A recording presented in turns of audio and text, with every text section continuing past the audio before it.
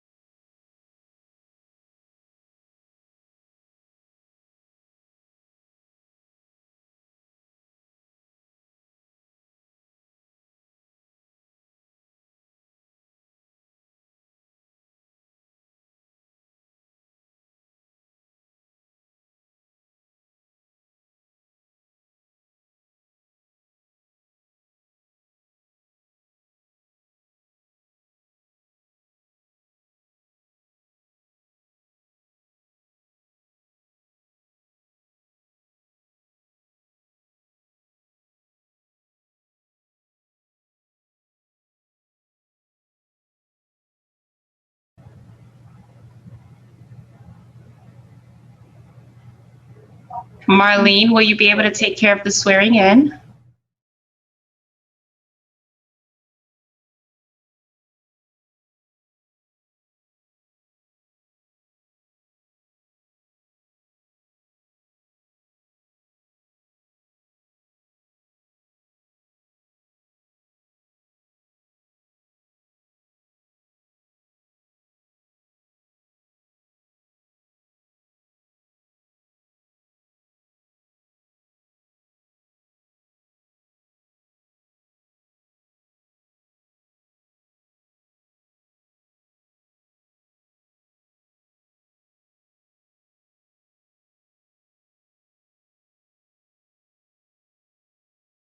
For getting caught in this awful Dade County traffic, but I'm here.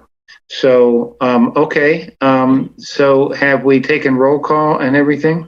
No, sir, No. we haven't done anything. We were waiting on you, sir. Oh, I'm sorry. Gee. You're Okay. the chairman, Mike. Oh, okay. So do we have, we didn't have a meeting last time, so we don't have minutes to approve. So can we have a roll call, please? Yes, roll call. Chairman Charles Ernst, he's excused. Commissioner Howard Tonkin. Howard? You're muted. Okay, Howard's here. I see him raise his hand. Commissioner Bob Pashon. Here. Commissioner Michael McDermott. Present? Commissioner Melton Goodwin.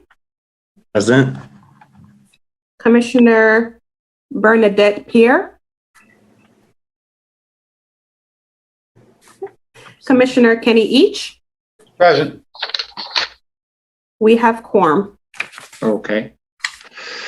All right. Mr. Chair, Yes. if I may for a moment. So I'd just like to clarify that quorum is satisfied with 5 commission members being present in City Hall. And We also have Commissioner Benson. Besson. Yes, okay. present. And Mr. Chairman? just for the verbal record, this is the North Miami Planning Commission meeting of Tuesday, April 20th, 2021. Thank you. Mr. Okay. Chairman, Yes. we have minutes that we're supposed to approve for March the 2nd of 2021. Oh, okay. Do I have a motion to approve those minutes? Kenny, would you like to do that? So moved. Do I have a second? I'll second. Okay, all in favor, say aye. Aye. Aye. Opposed? Okay. Motion passes. We've taken roll call. Staff, can we begin with the first item, please? Mr. Yes, Chair, Yes. before we call the first item, I usually have a notice that I read to establish procedures for the meeting. So if I could do that at this time, that would be, Yes. Thank you. So the North Miami City Council has adopted by resolution virtual meeting procedures for the conduct of public hearings and quasi-judicial proceedings during the coronavirus pandemic and other public emergencies. They provide, and as stated in the public notice for this meeting, members of the public are invited to attend the virtual public hearing and provide oral or written comments on the matter. Comments, which must include your full name and address, may be provided in advance of the hearing via telephone at 305-895-9803 or by sending an email to publiccomment@northmiamifl.gov. Comments received by this morning at 10 a.m. would be read into the record during the hearing. Comments received after the deadline will become part of the record, but will not be read during the hearing. This meeting satisfies quorum with the requisite number of board members attending in City Hall. Public attendance will remain virtual as the conditions of the pandemic emergency continue to require. The procedure for each quasi-judicial item is also governed by Section 3-303 of Chapter 29 of the Land Development Regulations. After reading the title of the item, Commission members will disclose any ex parte communications or investigations. Only the first item on this agenda is considered quasi-judicial. Staff and applicants' representatives will be sworn. Staff will make a presentation. Then the applicant or his or her representative will make a presentation, including witnesses, if any. The commission may ask questions of the applicant or witnesses. Staff will then read public comments submitted by the deadline previously noticed and stated, and announce the opportunity for persons viewing the meeting to make live comments to the board or commission. Persons raising their hands within 1 minute following the announcement of the opening of the public hearing will be called upon by the meeting chair. Each person will be sworn and be given 2 minutes to state their name and address and make their comments. Cross-examination is allowed by staff, the applicant, and the board or commission. Then rebuttal is permitted by the applicant. The public hearing will then be closed, and the commission will then deliberate the matter and reach a decision, which may include approval with conditions, denial, or continuance. Thank you. Okay, thank you, counsel. All right, staff, can we begin, please, with the first item? Yes, sir. Do you want to read the title or do you want me to read the title, sir? Yes, if you would, please. Certainly. This is PC item 03-21, a resolution of the mayor and city council of the city of North Miami, Florida, approving an application for a conditional use permit in substantially the attached form for a proposed mixed-use development, including a 7-story, 28-unit multifamily apartment building and a 445-square-foot retail space on real properties located at 470 Northeast 126th Street and 475 Northeast 125th Street, specifically identified with Miami-Dade County folio numbers 062230, 0250230, and 062230, 025, 0460, and totaling 0.41 acres. In accordance with Article 3, Division 4, Sections 3402 through 203B, Article 4, Division 3, Section 4302B, Section 4305, and Section 4306 of the City of North Miami Code of Ordinances, Chapter 29, entitled Land Development Regulations, providing for an effective date and for all other purposes. Commission members' disclosure, we'll let Mr. Held take that over. So, commission members, if you have had contact with any members on behalf of any representatives of the applicant or any citizens on this topic, you should disclose that contact, the substance of it, in general terms.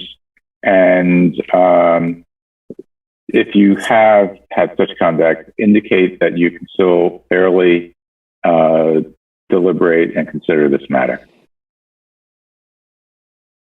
Okay. So each one of you should make a verbal statement to that effect. All right, For me to go first? go ahead. Okay. I have received several emails. I've had several conversations with residents. I have not spoken to or know of the developer personally. But I did also have or instruct those residents to forward their concerns in emails. And I know that those several were done prior to the last meeting. So I believe that Debbie can read those into record. Okay. Mr. Goodwin, would it be fair to say that the contact from the citizens was concerning concerns about the application? Yeah. Were the concerns about the application? Yes. A couple of the different various concerns. Some were about the design, some were about the scale, some were about the noticing from the city. So okay, that's sufficient. Thank you so much. Thank you. Okay. Mr. Each?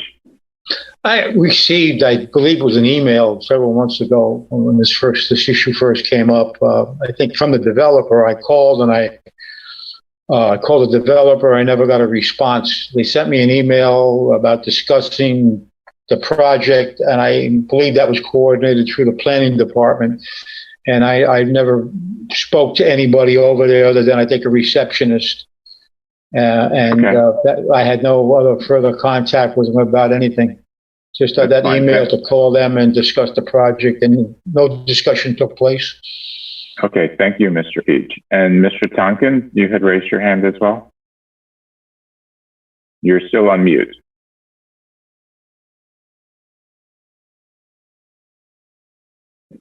And you are still on mute.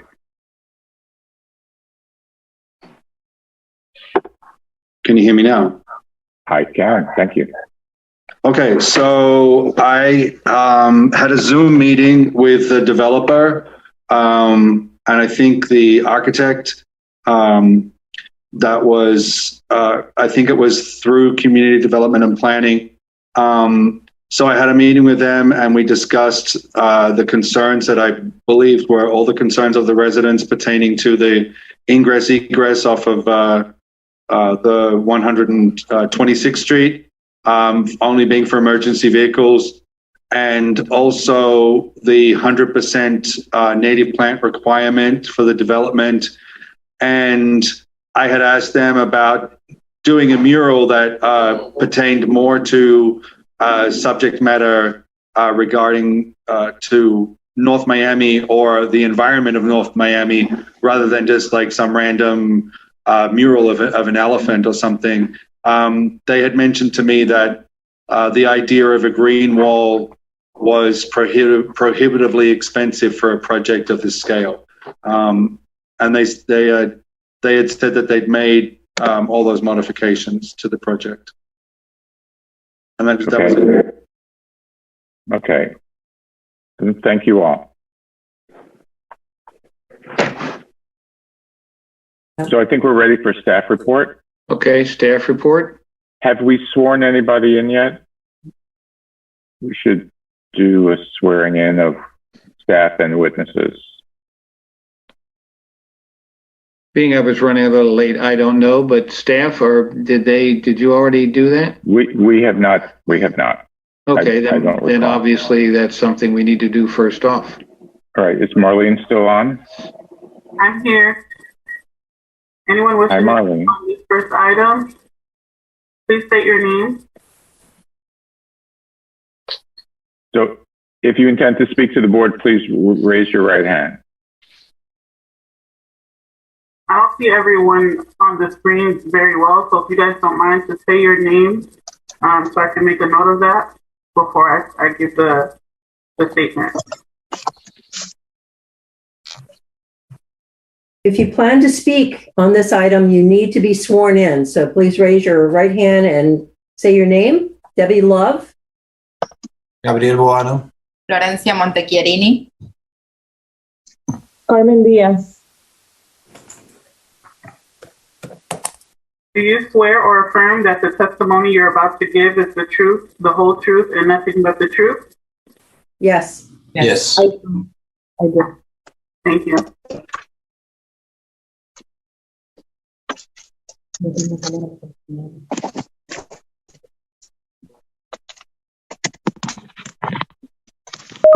Okay, Ms. Love, I think it's your turn.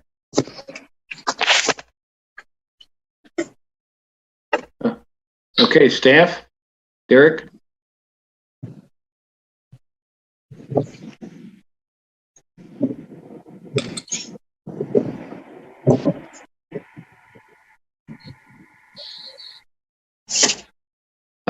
Derek?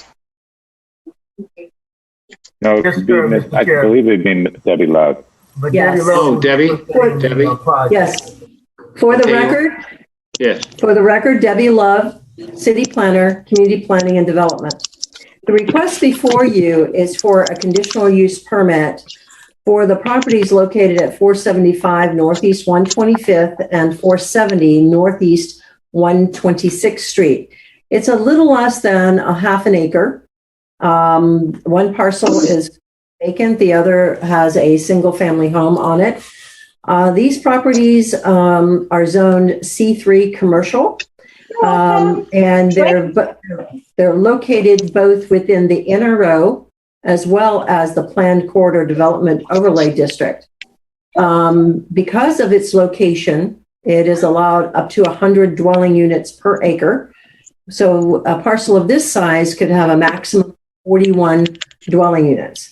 The allowable height in this location is 110 feet, They are requesting 27 dwelling units because they do have one dwelling unit in existence now. And they've had town halls, they've had multiple meetings. Who we are renting from at the current Can everybody mute themselves, please? And they've had multiple meetings and conversations with the residents, to our understanding. We will let them talk about their what they have put forward and what they have discussed with the community and their outreach efforts. Next slide.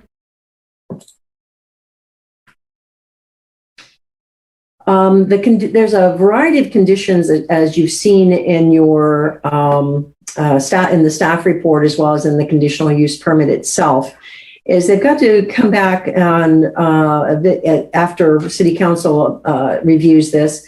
They'll go for DRC approval, where they'll get a more detailed review, specifically on things like stormwater, wastewater, things like that. And it will get a lot more detailed in that regard.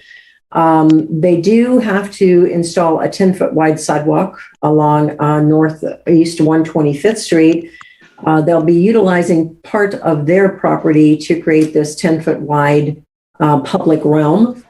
They do have, because they have received grant funding from the CRA, they do have to set aside some live work and affordable workforce housing units, which will be deed restricted through at least a 30-year period. And in the case of the CRA, the way the grant reads, it's through the life of the CRA. And because they have the live work units, any home occupancies will require a certificate of use to operate. Next steps is we've got everyone scheduled tentatively, hopefully this will work out well, for May 25th to go before City Council to discuss their request.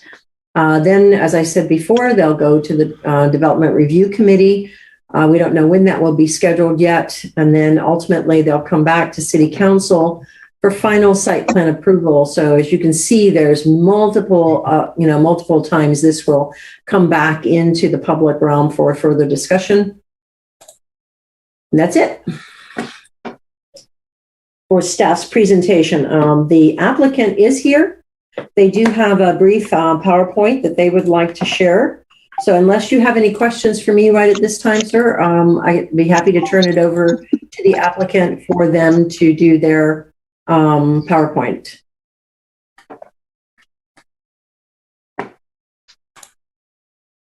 Can hear you, Mike. You're on mute, Mr. Chair.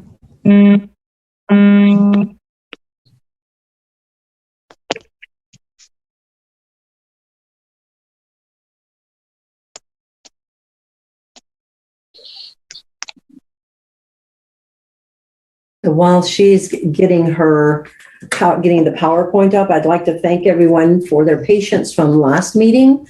Unfortunately, we had a major technical blow up, and while the commission members, we could hear you, we just could not engage the public.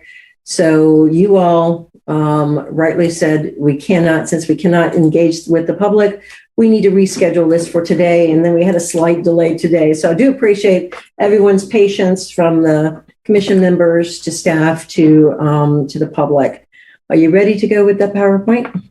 For the applicant, yes. They'll just have to let me know when to say next. Okay, thank you. So who from the applicant is going to be making the presentation, please? Here, I think Mr. Comment first, because I see he wants to talk, but he cannot unmute himself. I don't know if you want me to start anyways. Michael, you're muted. Michael, unmute yourself. Mike, you're mute. Mike, we can't hear you.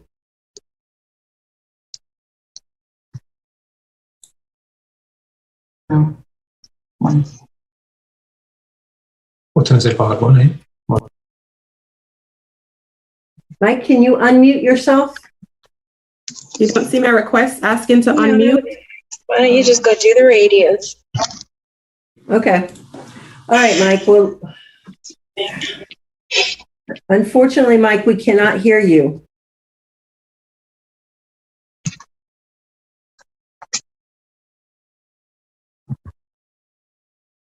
Mike, we're going to have to go ahead and proceed with the presentation. We can come back to your question, sir, once you unmute yourself.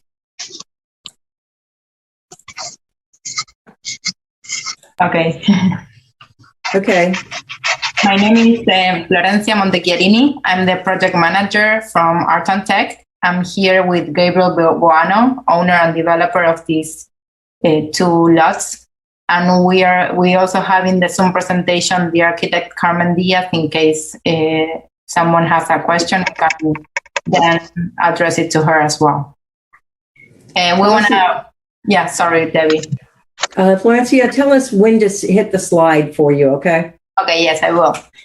First of all, I want to thank you all, members of the board and staff, for letting us present the project once again. We presented this back in December, and after the comments received from the Planning and Zoning Commission and different meetings we had with the neighbors, we've done some changes in the project that we are going to start showing to you once we go through the slides.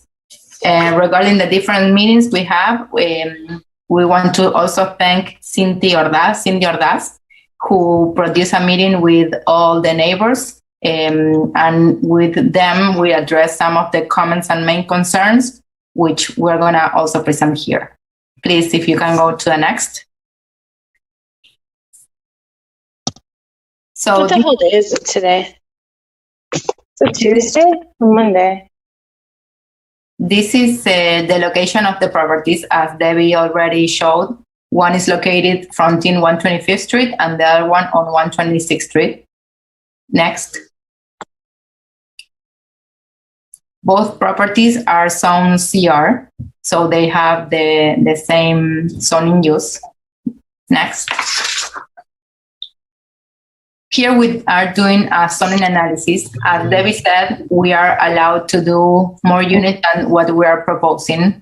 We wanted to do a project that the scale was good for the neighborhood and for the development. So we are not maximizing the density and the height of the project.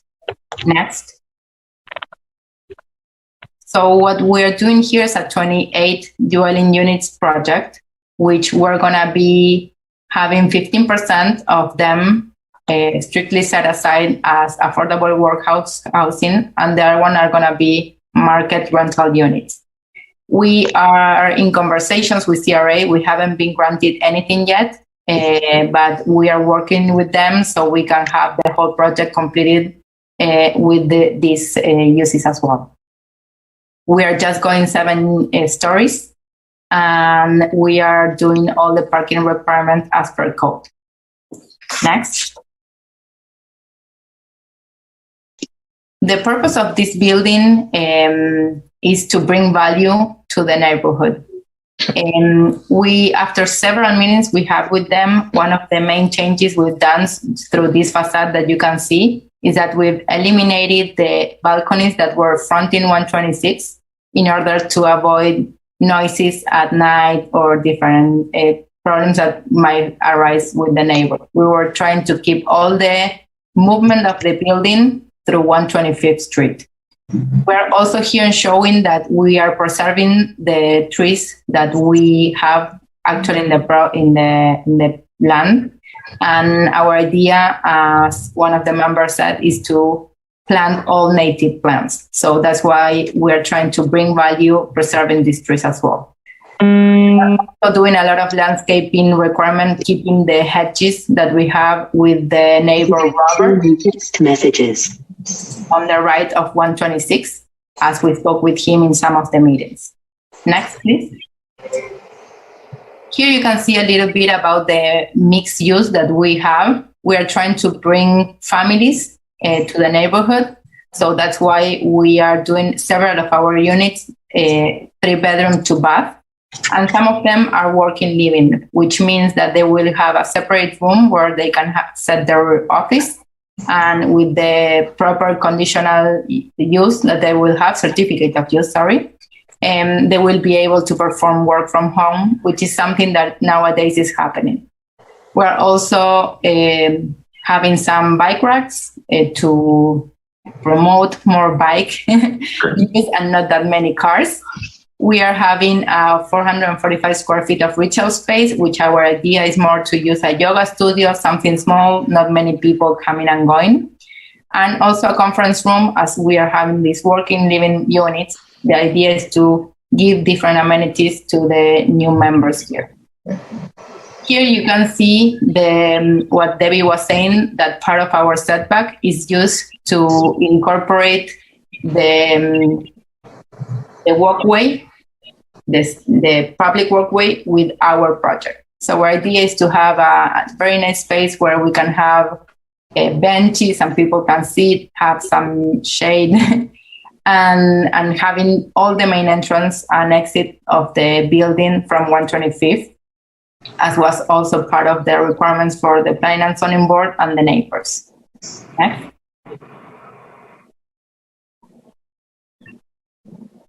This is the idea of the facade. As also Howard was saying, our idea with the mural here, we just use an image as reference, but the idea is to work with the MOCA in order to have some artists maybe doing different proposals for this mural. And of course, our idea is to have the real image of the city here in our building as well. Next. This is this slide, what we would like to show and make everyone see is the idea of having most of the movement on 125th. So it's like if we have our lots in half, all the movement, all the residents are going to be entering and exiting through 125th. The building is mostly on that side. And the secondary setback that we have is just for parking, and there won't be an exit. So we can have this as a buffer for the residential. Next.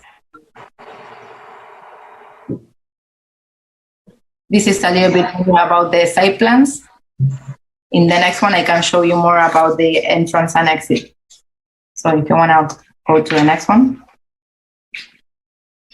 Next one. Next. Next. Next. Next. This is a little bit about, well, you can see here the image of the building that we changed, as also was one of the comments from Planning and Zoning. We incorporate a little bit more of colors, neutral, and some to really enforce the character of the building.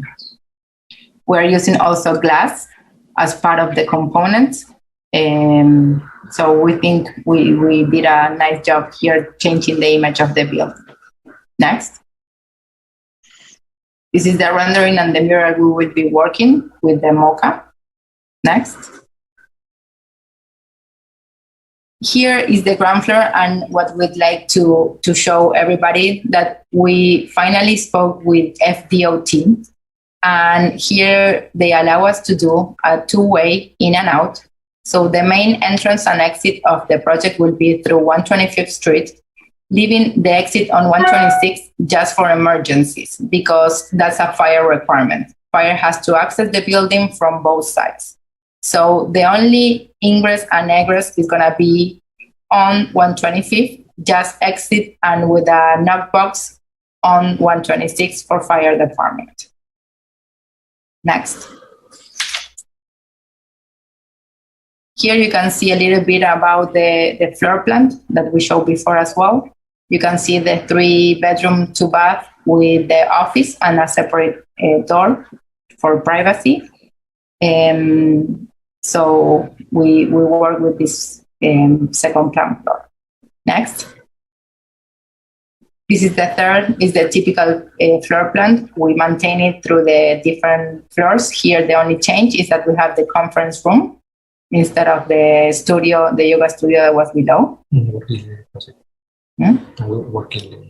Here also we have a working living unit next to the conference room. Here we change a little bit the floor plan and we incorporate another type of unit that are the 2-bedroom, 1 bath as well. Next. This is also 5th to 7th floor. Next. Here you can see the different elevations. Next. And this is the other side of the elevation. Next. So before ending the presentation, you can finish this. We want to say also some other improvements that we've done regarding the project. After listening to the neighbors, we're going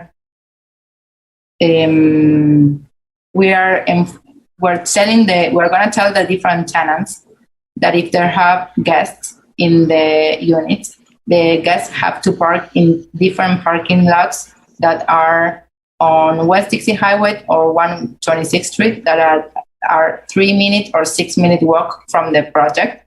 And we are gonna have like signs stating this, so it's enforced from our building.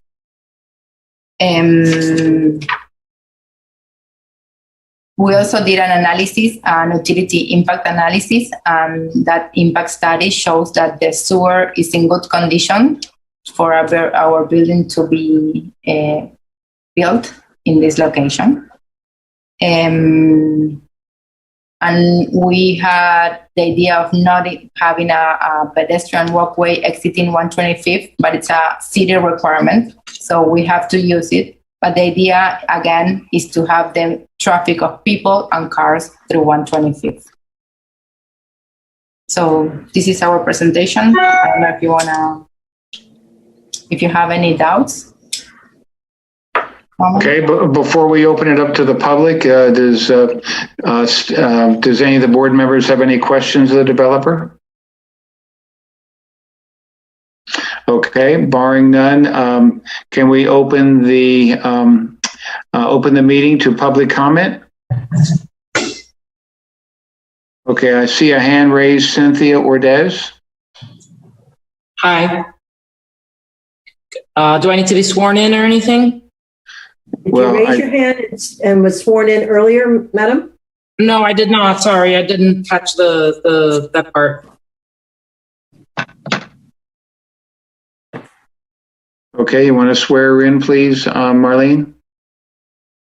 And anyone else who's online who didn't get sworn in, please log in so that we can get you sworn in. Anybody who Gio, I see your hand raised, so please unmute yourself and release the video so we can see you. I know there's a Bill, a Carmen Diaz, Carmela, Wanda, Laura. If you all would like to make a comment, please unmute yourselves and release the video so that we can swear you in. I'm here. Okay, the only one we have to be sworn in is Gio and Romina and Cynthia. Marlene, can you please swear them in? Marlene has stepped away because she did the swearing in at the beginning of the meeting. She's not our board secretary any longer. We will try to reach her, but okay, Madam Clerk, are you still on the line? Madam Clerk is here. Oh, wonderful. Would you mind swearing in these folks who missed the early swearing in, please? Absolutely.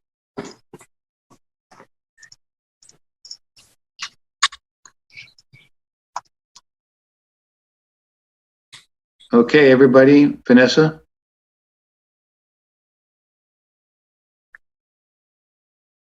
Please raise your hand. My apologize. So for anyone wishing to provide testimony on this particular item, please raise your right hand at this time.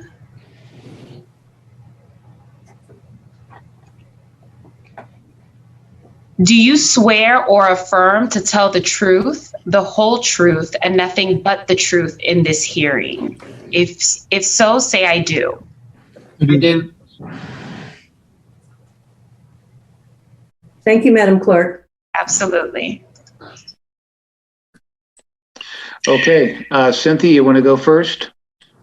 Cynthia, I'm just sorry to interrupt. We do have your written comments. Which would you prefer? You can either speak today or we can read your written comments. What is your choice? I've submitted emails on other meetings that were canceled. I don't know, are those recorded? Because basically it's the same email over and over. Are those recorded already in prior council meetings? They are ready to be read in. We've read them before, but we'd be happy to read it, or you can state your comment today. What would you I'd prefer? like to state a comment, as the email has probably been recorded, hopefully in the past. But I have questions regarding some of the zoning changes that have been occurring in our neighborhood and the notification of the people residing in the neighborhood about these zoning changes that are obviously impacting our very small cul-de-sac. I've spoken to many neighbors and we're very concerned about the density that's going to change in our cul-de-sac, and we're not happy about it. You know, the developer has spoken to us about trying to make us as happy as possible about the traffic in our neighborhood, but we're concerned about other properties that are inside of these zoning changes that we have been oblivious to because we haven't received any notification until now. So I think that is the bigger concern right now, aside from this, because we have no guarantee. How do we get a guarantee that what the developer is promising us is going to be kept? Especially if they just proceed, and we have no written guarantee of any of this. How do we get a guarantee? Moment. The guarantee is the conditional use permit, and that gets recorded with the property and travels and is and each and every subsequent owner is bound by the conditional use permit, those conditions, and or the conditions of development through the development review committee. Anything else? So if the developer is promising not to exit the traffic onto our cul-de-sac, and also we would like to have a conversation why there's a pedestrian walkway that's obligated when there have been pedestrian walkways in the past that have been closed for our protection. Why this is being obligated now? How do we get a guarantee? I just told you it's through the conditional use permit. Those conditions they are bound to those conditions. And as to the walkway, they have to have safe pedestrian on-site circulation. They cannot be walking through a parking lot. So it does require a pedestrian walkway. The gate at the front from 125th will not be accessible to the general public, only to those people who are living there. You've run out of your time. Is there somebody else who has another question or comment? Romina, did you have a comment? Well, I do have a lot of comments actually, but I want to make it short. I just purchased a property right next door of this project, and I wasn't aware about the development that there was happening. So a lot of questions about I saw the proposal for the building, and as it seems pretty nice, a lot of the changes, I heard this lady saying that they won't allow parking in the back, and it is something that really they cannot control because parkings on the back for third parties, visitors, or anything like that, it will be automatically done whenever they don't have parking spaces inside of the building. There's 28 units, so that is one of my main concerns. The green space next door. Since I'm the person, the house right next door, I think my house is going to be the most that is going to be affected by because all the trees and everything that I have green next to the house next door now, it's going to be impacting my house. I have a lot of more questions on the way that they're planning to have access or exit from the cars. We really bought this house as a residential house, and we now going to have, we wanted our kids to play in the area in the backyard, on the back cul-de-sac and the little parking park that they have in the back. And now we're going to have to watch our kids from cars that are going to coming out, and they're going to be a lot of more traffic. We definitely really concerned about that and how that's going to affect us. And that's probably what I have to say. Thank you. Your time's up. Next, please. Gio, did you want to say something? Well, actually, I pressed, but I'll go ahead and give my comment here. I want to say, as a North Miami investor, property owner. Sorry, Gio, can you please state your first and last name and address, please? Yes, my name is Gio Darter, 12500 Northeast 125th Street, along with about 4 other properties in the neighborhood. And also as a resident and also future developer, I just want to make the comment that one of the things I'm most impressed about, especially with the city right now being attracting so many interested people to come in, like this lovely lady who just spoke a little bit about a residential, but also about the group that's coming in to build a building. I like what's going on with the city, with the residents. Cindy Ordaz did a great job uniting people together. But again, I see here that there is some compromise going on. City of North Miami right now is becoming a very notable city. It's growing. It's a future city. It's one of the best cities, I think, at this moment for family living and developing at the same time. I am especially interested in the Griffin Park area since this building is coming in. I like that they're adding art to it. I like that they're working and doing the best density or the best impact for the property. But also now, quickly, I want to say too that I like to work with that because again, North Copper Bridge Foundation's property, along with the 2 vacant lots that are next to it, are going to be part of an arts project. And again, this is something that's only going to better our city. The only thing is they do have to hear, and I think that they have given some leadway to the residents. And I think that if they do hold true with the design and with their word, this is going to be beneficial to the city of North Miami. Again, though, keep in mind that the residents are their neighbors, which they will have to listen to, including me. And that is my position here with the people that are around my property too, that I want to see this process with us as well. Okay. All right, Gio, time's up. Please, Sandy? that staff received a written comment from Mr. Darter and will not be reading it into the record as he has given an oral comment. Okay. We have Sandy Davis. I think you put your hand up to comment on this particular project. Yes, no? Okay, she heard you. Okay. All right, Sandy, you're muted.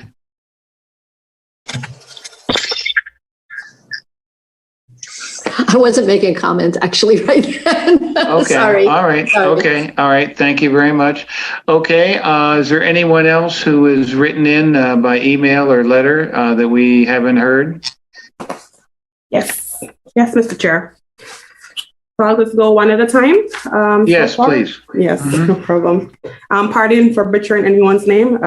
Okay. Hello, Planning Commission. My name is Carmela Fermine. I live at 12530 Northeast 4th Avenue. I'm writing to you about the item PC-02-21. I want to point out a few things. One, we need better notification regarding changes to zoning or development. I understand that all you are required to do is post in the newspaper and mail out some letters, but in modern times, majority of us communicate via email. Two, I welcome development, but has to be done right, and you should be looking at other cities as examples. 3, my neighborhood sits in between two major roadways, Northeast 135th Street and Northeast 125th Street, I understand that development is inevitable on the outskirts of our neighborhood, but zoning changes should be done with the consideration of residents. Right now, our neighborhood is feeling the effects of decisions made in the 90s, decisions made when majority of us weren't living there. I suppose the people in government at the time didn't think this neighborhood was worth anything, not the historic houses or the people. But in March 2020, a single-family home in our neighborhood sold for over asking price of $555,000. I hope that if zoning is to be changed, it is done right, and I ask that you consider reviewing all zoning changes bordering single-family homes from over 28 years ago.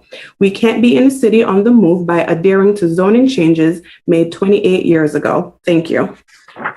Okay, anything else? Yes. That's the other comment. Okay, we're going to open it up to the board now. We have more, Mr. Chair. Oh, I'm sorry. We have a few more. Okay.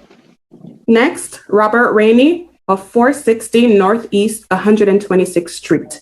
I'm writing to voice concern from the project being considered on 475 Northeast 125th Street.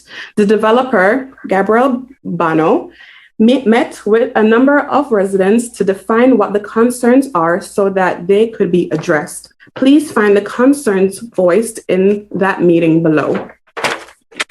1. No pedestrian walkway leading into 126th from 125th through the cul-de-sac.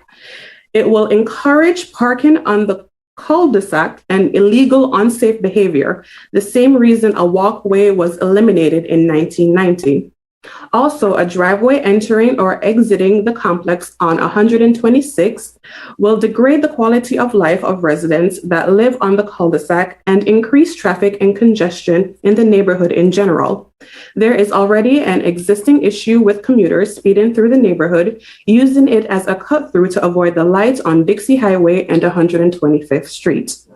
2, the sewer still needs an impact study done with actually tests the current throughput of system in its current condition. An assumption based on the size of the existing pipe without inspection of the current condition of the interior of the pipe and the integrity of the pipe is not an impact study and certainly not grounds to approve adding more load to the system. If these items are not addressed, we do not support the use of 126th Street for this project in any capacity. We need our elected officials to address the concerns of its current residents and support its residents with solutions that work for us. Robert Rainey II. We have another one. My name is George Rugel and reside at 451 Northeast 126th Street, North Miami. I oppose any rezoning of our single-family neighborhood. I bought my single-family home 16 years ago in order to live in a quiet single-home cul-de-sac location in North Miami. Our neighborhood should not be zoned to support any structures other than single-family homes. Please stop destroying our neighborhood. Our living standards are deteriorating due to your proposed rezoning. My neighbors at large are opposed to this, and you should too. This cul-de-sac should be preserved as low-density residential area. It is clear the intent of our cul-de-sac is to keep it as a single-family zoned area. That is why I moved here. Next. My name is Maria Ritter. I live in 126th Street, where the proposed building's supposed to go up. I love our cul-de-sac. It is quiet, not a lot of traffic, and I know our neighbors. This building is going to change my way of living dramatically to the negative side. Traffic, parking, and food and strangers will look in our private yards. Why is it allowed to build a big building into a one single-family home zoning area? So far, there is no zoning change, and I want to oppose any further changing zones in our neighborhood. There are many other areas in North Miami for new high-rise buildings. It is necessary to destroy whole neighborhoods. This is not for the neighbors and residents. Please, who represent us, need to hear and support us, not the developers. Next. I oppose strongly the proposed development, 470 Northeast 126th Street. It would be aggressively detrimental to the quiet single-family home neighborhood. Truly yours, John De Cristofaro of Breeswept Estates. Next. This is in reference to the proposed project above. It is disappointing that developers have no regard for our neighborhoods in which we live. This is why we ask for your assistance and to hear our concerns. All the cul-de-sacs in North Miami are quiet and free from traffic, making it safe for families to raise their children. They are safe from the high traffic areas of Northeast 6th Avenue and 125th Street. They also deter criminals from coming into our residential areas. There are so many areas in North Miami with abandoned lots and buildings where these developers can build, i.e. corner building on 129th and Northeast 6th Avenue. Why do they have to knock down a house and put a parking lot and ruin a perfectly beautiful area? It will cause traffic through this small area. People will start going the wrong way just to get to their parking. There will be more people traffic. Please do not allow these developers to ruin what makes North Miami a nice place to live. If the developer wants to build there, they can make their design and incorporate their parking in another manner. Not put their proposed parking next to someone's home within our residential area. Thank you, and we hope that you will hear our cries for your help in changing this outcome. Thank you, sincerely, David Nicosia and Janine Zapata, residents of Northeast 5th Ave cul-de-sac. And lastly, Catherine Kennedy of 470 Northeast 126th Street. Do not build that apartment tower in our quiet residential, highly treasured neighborhood. Please, it would be a disaster. There lies end of comments. Mr. Chair? Yes. So I would like to comment for a moment just on the significance of the emails for purposes of this quasi-judicial hearing. They cannot be considered independent evidence to be used in consideration of the application because these individuals are not available to be sworn and cross-examined. So it's sort of like background information. A lot of these emails are also out of date and they don't reflect the changes, which I'm sure the applicant will state when we give them a chance for a rebuttal. So I just wanted to make sure you understood that. And if there's any questions, I am available to answer them. But at this point, we should give the applicant an opportunity to respond. Okay. Gabriel, would you like to respond to the comments from the public? Yes, thank you very much. First of all, again, I want to say thank you to Cindy Ordaz. She prepared a PowerPoint with a lot of bullets that she considered that we need to improve on our project. And I was thinking after the meeting that we have, that was a very good meeting because the most important point was to cancel the exit from our property to 126. And it's something that with the help of the city and after we present again to FDOT, we reduce 1 unit on the building, allowing to have the parking that is required. But we achieve the main concern, and the only way that is going to be accessed through 126 is going to be with a fire department that they are going to have a special key that they call Knox box, that if it's not, you cannot access or exit to 126 with car. It's the only way that you can do that. When we have the meeting with Cindy, I think Howard want to say something. Wait till Howard. Can you wait till the board comments? Yeah, I'm just trying to get clarity for the people listening. Okay, let Gabriel finish, and then you have a shot. Okay. We try to also eliminate the walkway to 126, but it's required, like Debbie expressed, that they need to be an emergency exit walkway to 126. We also proposed on the meeting with the neighbors that we don't have any inconvenience to put a sign tow away. If some neighbors see any parking or any car that is not part of the neighbor parking on the cul-de-sac, they can call directly. It's a free sign that you can put there and they can be removed the car. I also see that on the comments on the letters was one writing or comment by Robert that I think he sold the house to Romina Llanes. Robert did a special requirement to preserve all the landscaping that we have, the clusia that we have with the house, and we are allowing to do that. He also proposed to have a fixed and without any see-through gate. And this is what we designed to do on the building. Actually, we have a rendering that we can show that is not going to be anything that you can see from 126 to the parking on the back. Was required by Robert, and we was agree. We proposed the two parking that they are outside of the building. And if in the case that the building they have any overflow, we spoke with the city and they are okay with the two locations that we pick. In the case that the building they have overflow, they can go to the parking that is communal parking on the city, and this is what is going to be promoted on the building. If in the case that I don't believe that is going to happen, but in the case that we have an overflow, this extra parking is going to be on this space. We are promote 100% of the movement of the building for 125th. The only way that is going to be movement to 126 is going to be on the case of emergency. That is going to be really rare. It's not something that we are proposed.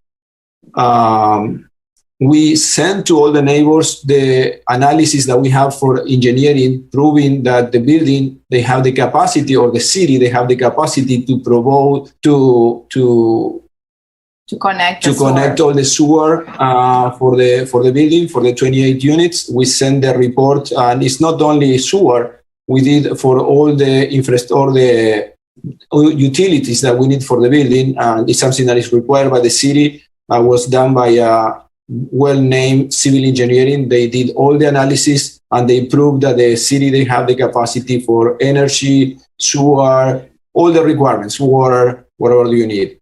I think when we talk with Cindy, also she requests if we can move the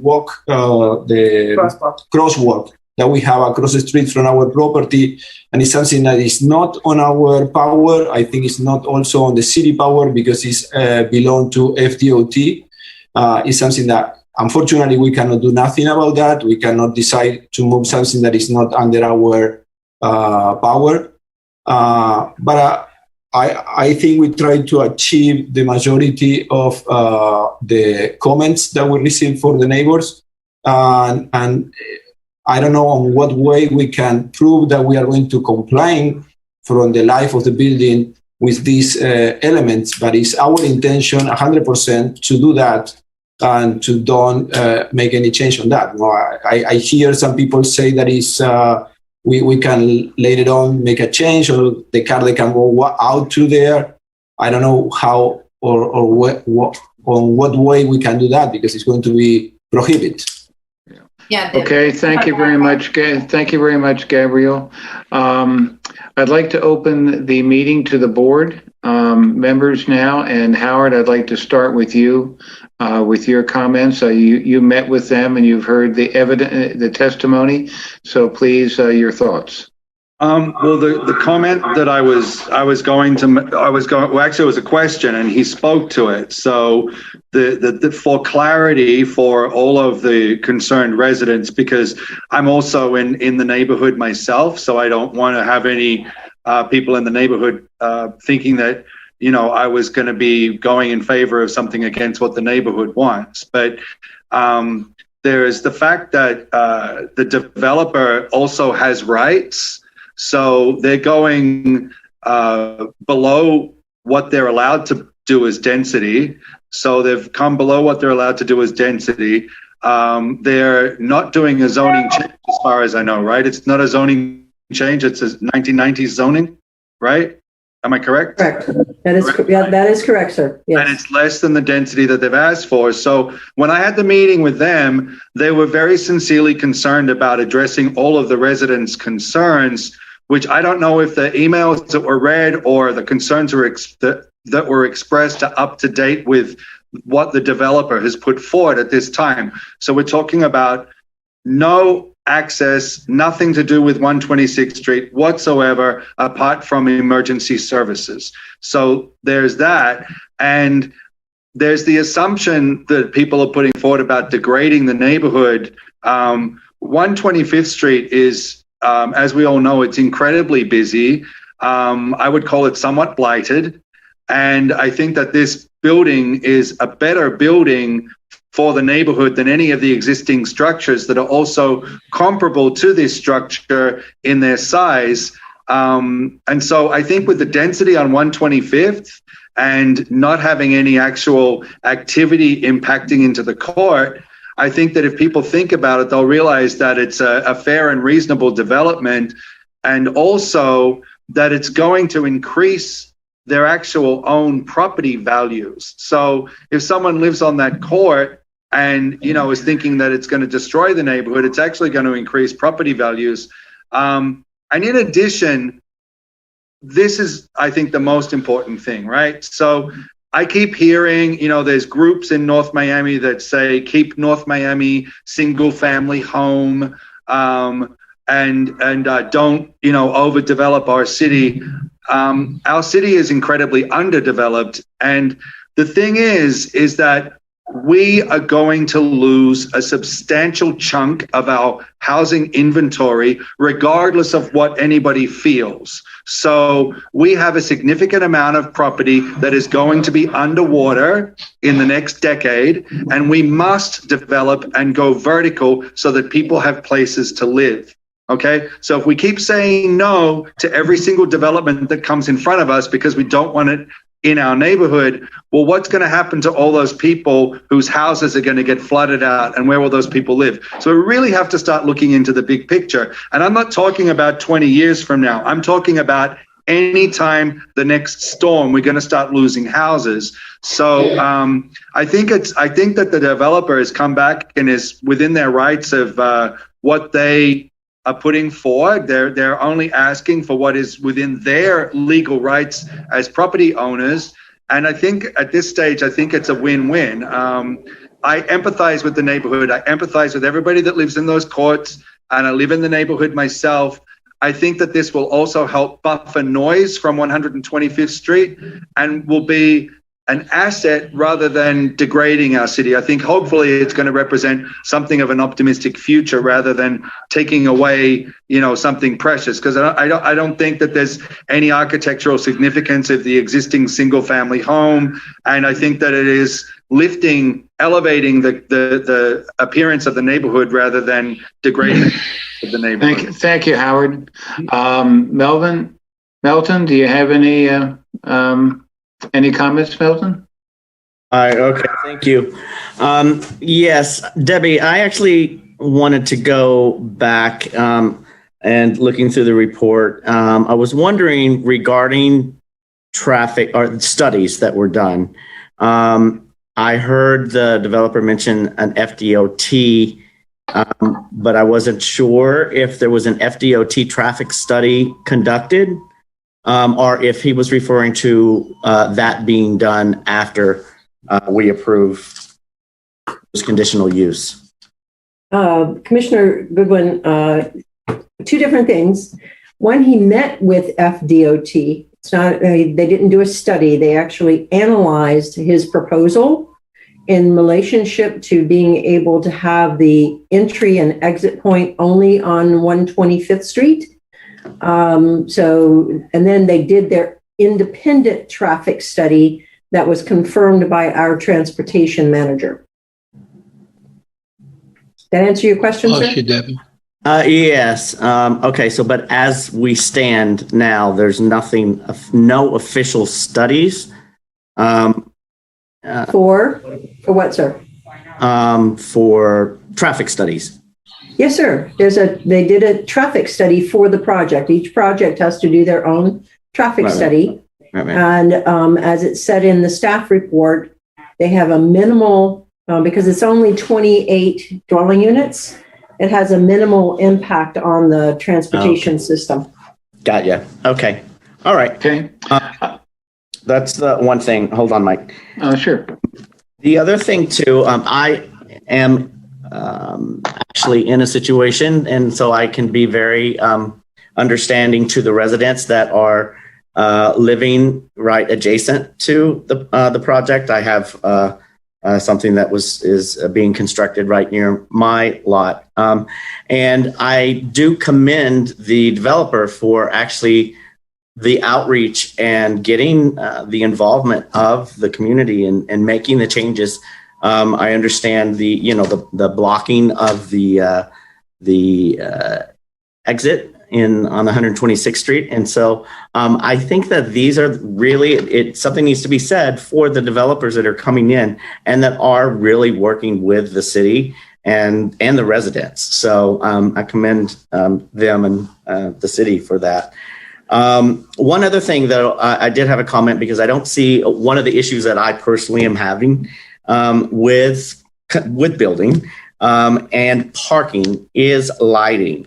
And I was just wondering if the city has taken a further look at that, because you don't see any kind of a lighting study on these plans. And I know that would come later, but is the city looking at that in terms of light pollution? Because it is a thing. Right. Yes, sir. That's an excellent question. At the DRC level, one of the things that we require is, as I mentioned to you earlier, remember I said early on how at DRC it gets really more granular. Right. It'll come with a photometric. And I think you and I have talked about photometric lighting plans before. Right. That photometric study actually analyzes the light as it's coming off of the lights so that it can assure that no light spillage will go off of the site. So that happens at the DRC level. At the DRC level. Okay. Yes, sir. Fantastic. Right. Thank you, Milton. Kenny, do you have a comment? I have a couple of questions for the developer. I just wanted to ask if I may.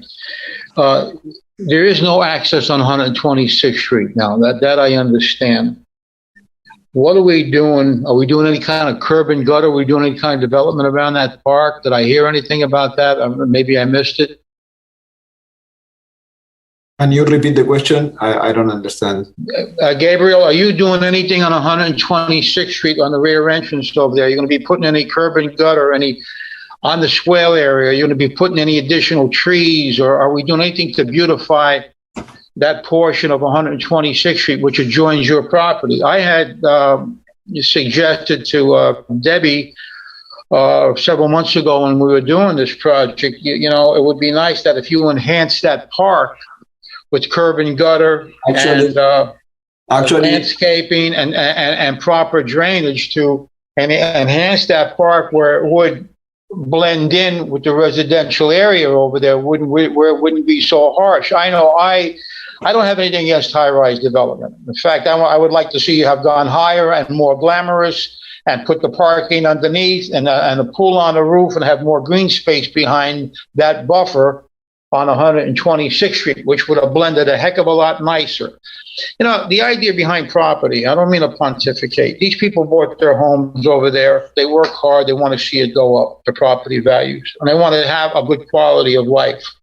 I look at some of those apartment buildings which adjoin 126th Street, and you know what? They're obsolete. They were made in the 70s and so forth and so on. And what I see with your project, it's a lot nicer. It's a lot newer. But I don't see that pizzazz, that glamour. I don't see a swimming pool on the roof, or you have a meeting room. You know, how many people are going to go to a meeting room and meet? That's not bringing the community together or your building together. So, I mean, that's my ideas. That was the ideas that I drew forward. But I wanted to know about 126th Street. There's a couple of things that I'm going to recommend that we can do on 126th Street to make sure that people aren't parking there. And Debbie, you might want to get with the staff and see if we can get no parking signs and issue parking permits. I've seen this all over the county, where we restrict parking in residential areas. You have to have a decal on your car or something like that. And I know when I go down to Key West, that they have that same setup where you cannot park if you're not a resident on that street. So that's one thing that we can do on 126th Street. But I was interested, and I didn't see it on the plans. Let me get back to my original question. Gabriel, are you doing anything on 126th Street? That was my question. Yes, we spoke with Howard, and I proposed to the neighbors to do like a butterfly garden on the cul-de-sac. We proposed to, I don't know if we can do some children park or something. And on the same meeting, they say that they don't want to have anything be done on the park, on the cul-de-sac. They don't want anything to be done on a cul-de-sac. Okay, fine. This is why we propose that. We talk about that. Okay. And to try to enhance the landscaping there, we can talk about to collect or to do something together. And they didn't have any interest to do something there, or at least from us. Okay. Answering your question about the building, what you are requesting to have a rooftop with a pool and with more amenities is something that I think on the long run maybe is going to come up. But unfortunately, to be allowed to build a building, you need to have a feasibility study. And when you have the comparable of the rents that they are on the market, and you need to build a building that they can be covered by the rent that you can collect. I understand that. And it's something that is, I think it's going to come through, and it's something that is going to come in on the near future. But unfortunately, at the moment, it's really difficult to build a building. It's much more expensive to collect the rent that is required to be financially appropriate, no? I understand that. I'm not a developer, but I understand what you're saying. And that's why I said I'd rather have seen you go higher with a more glamorous building to give me more green space in the back for the parking,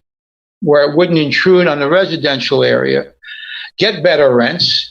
And to the staff and the city administration, we really got to look at this. All I see is what's coming in to the city with these buildings is nothing that's really enhancing it. What we're doing is we're putting in a 2021 building to replace a 1970 building that's just the same style but new. It's there's nothing there to really glamorize the city. I go down on I-95. I look off of I-95 when I go into the city of Miami, and I see all kinds of medium-rise buildings, 12-story buildings right off of I-95, affordable housing, workforce housing that does have some glamour. Or if you go over to Trailer City right now, on 136th Street, you're going to see a beautiful building over there, properly landscaped, gorgeous, well done with the pool on the roof and so forth and so on. And that's what you want to attract. The fact that people want to go into workforce housing or affordable housing doesn't mean that they're not entitled to, or, well, let me rephrase that they don't want a swimming pool, some glamour in the place. They want the same thing everybody else wants until they get to that financial independence where they can afford market rate. And we keep doing this in this city. All we're doing is we're shooting ourselves in the foot. We're just building the same old stuff with nothing there, and it's sad. And unfortunately, like I said, I'm not. You have a right to build there. You met with the community. You answered the questions. I thank you for that. These are my opinions, and I've been a resident of this city for almost 50 years. I own property in this city. I want to see it become dynamic, something I'm proud of. Not the same old mundane way we do business. Thank you for listening to me pontificate, and thank you for your answers. I appreciate it. Thank you. Okay, thank you, Kenny. All right, Robert, any comments from you? Yes, I have a question for the developer, Mr. Boano. Mr. Boano, there's a pedestrian walkway that exits onto 126th Street. There's a gate there, is that correct? That is correct. It's going to be a solid gate that is going to mimic the same garage door that we are going to have on the side here. Is there access from 126th Street back into the complex on that door? No, they don't need to be. I think they need to be so only emergency exit. It's not required to have an access to them. That walkway is mainly so people do not walk on the parking lot to get through to their cars. It's a city requirement because they cannot be walking in the middle of the parking. It's not done to be an exit and enter to the building. That's on 125th. So, in other words, if I was to visit somebody in the building and there wasn't any parking in the building, there was an overflow, I wouldn't be able to park on 126th Street? No. It's because I wouldn't be able to access back into the building itself? Exactly. Okay. That was the main question I had, because otherwise people would just park in the cul-de-sac and they would come back in and nobody would walk 6 minutes in the rain to get to somebody's apartment. Yeah, a good point, Robert. Good point. Yes, but if that's the case, that satisfies one of my concerns that the neighborhood does not have people parking all over the place. By the way, I think the building from the original design looks quite a bit better, and I commend you for improving its aesthetics and view. I don't really have any complaints about this other than you just answered my question. Thank you. Okay, we've this particular item.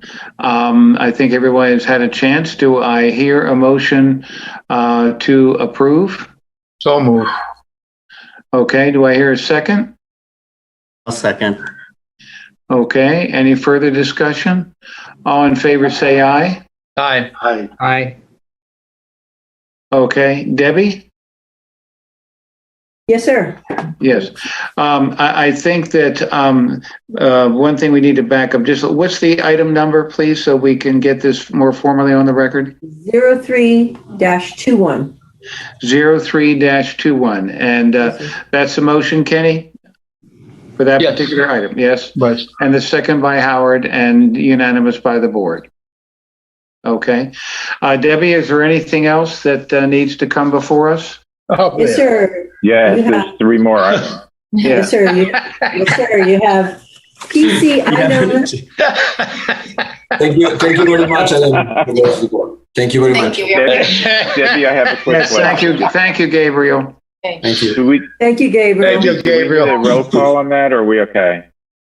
We need a roll call vote on that, please. Okay, so let's. This one you need a roll. Okay. Commissioner Howard Tonkin, Yes. Commissioner Michael McDermott, Yes. Commissioner Melton Goodwin, You're not muted. Yes, sorry. You are Yes. muted. yes, okay. Commissioner Kenny Each, Yes. and Commissioner Robert Besson. Yes. Okay. Thank you. And what is the total? 5-0? The total is 5. Oh, You got it. thank you. All Okay. right. Are you ready for the next item, sir? Yes, ma'am. All right. The next item is PC 04-21, an ordinance of the mayor and city council of the city of, I can't even read it now. I'm sorry, of North Miami, Florida, amending the official 2036 future land use map to extend the boundary of the special development and transit-oriented development SDTOD overlay district southward by 17 parcels of real property, approximately 9.9 acres in size, bounded by Northeast 8th Avenue on the west, Northeast 146th Street to the north, and Northeast 143rd Street to the south, to encourage compact mixed-use transit-oriented development in accordance with Section 163.3184, Section 163.3187, Section 166.041, paren 3, paren C, Florida Statutes 2020, and Article 3, entitled Development Review Division 3, Section 3-302, Sections 31104 through 31107, Section 31109, and Section 31110 of the City of North Miami Code of Ordinances, Chapter 29, entitled Land Development. Mr. Held. This is not a quasi-judicial item, I do not believe, so we do not need to do disclosures. Thank you, sir. And I'll start my staff report, if you'll, there we go. This is an extension of the SDTOD overlay district that back in September of 2018, some of you were on the Planning Commission at the time where it was approved to create this new district within what's called the Regional Activity Center. That was adopted in 2003. And this amends, this particular is for the comp plan text and the future land use map. We're amending the text to extend the boundary.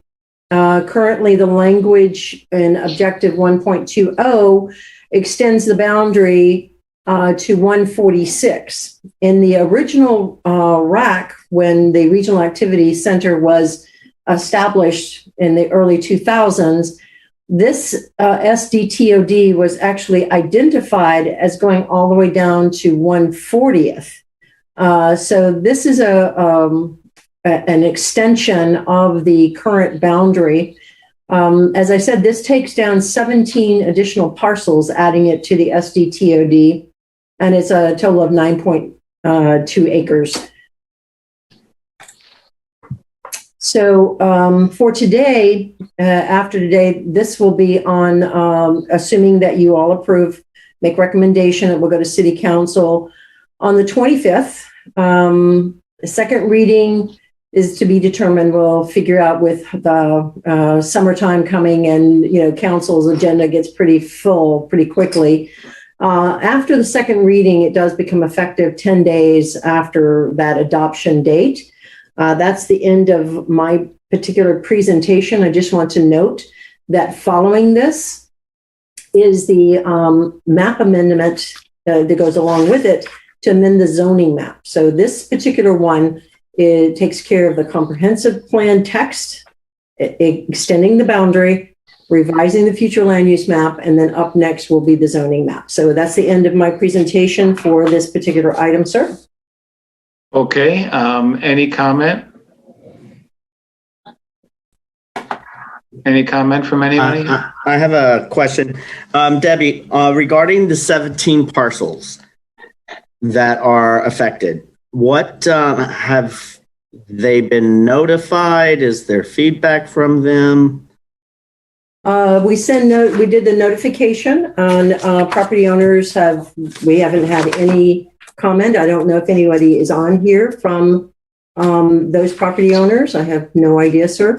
But this actually gives them the opportunity to go higher, to build more density because right now they are all industrial lands. Mm-hmm. And in the industrial district, they're topped out at 55 feet and have no residential density at all. And so this allows a lot more flexibility, which is the entire reason why the SDTOD was originally created, was around that 151st area, was to do transit-oriented development. And so this will allow a great deal more flexibility for property owners. They can or they don't have to, but it will certainly give them max opportunity and flexibility for their property.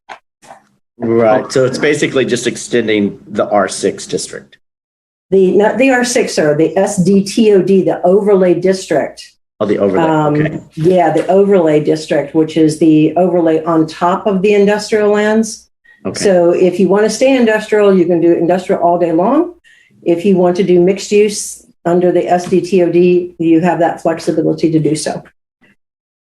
Got it. Debbie, just to the north of that's that apartment complex, if I'm not mistaken, right?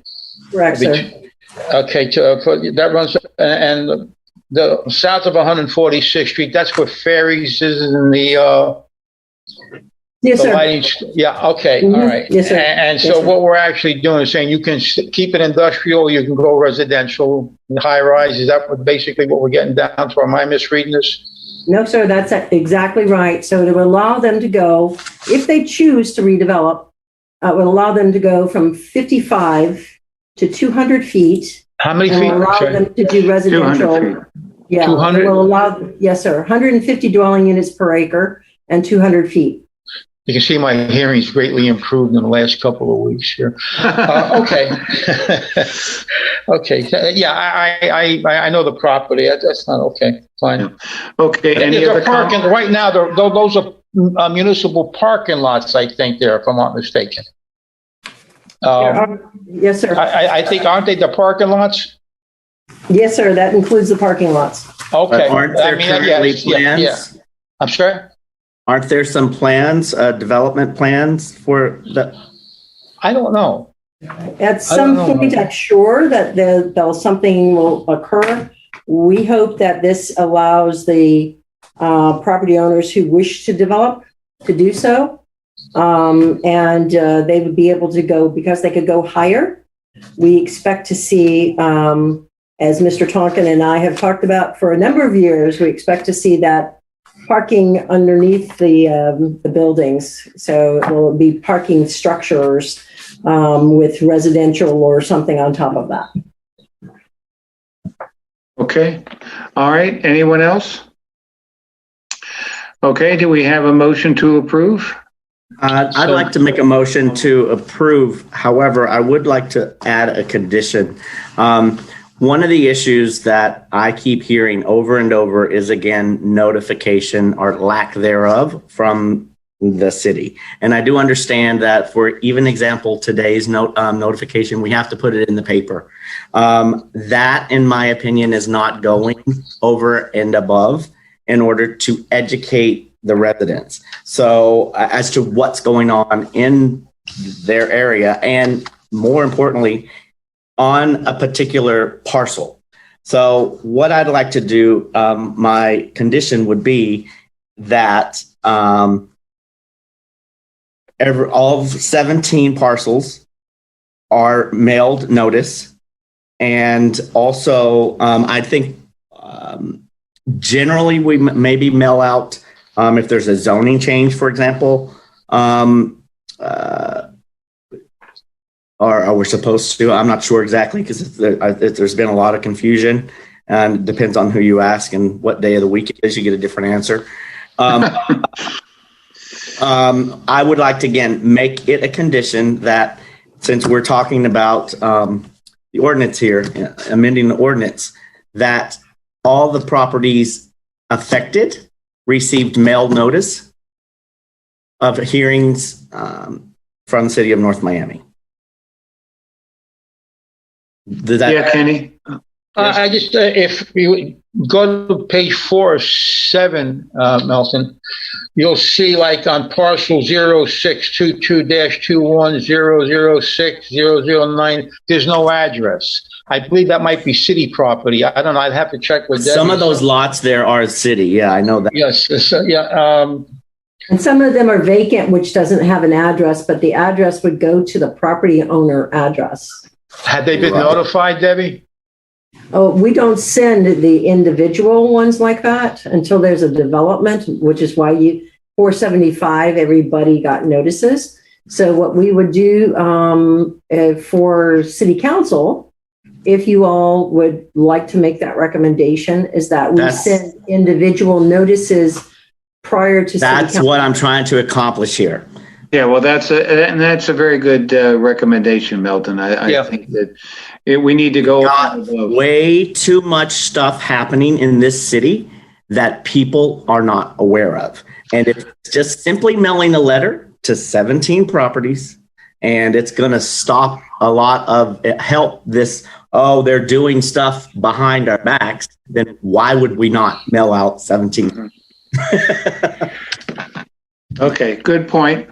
That's, I guess that is sort of a recommendation to go along with this particular item as a recommendation. For this particular item, yes, but also I want for when we get further down for new business, I do want to have that sent to council as a change an ordinance. Okay, well then let's vote on that. Let's vote on the issue, and we can address that under new business, Melton.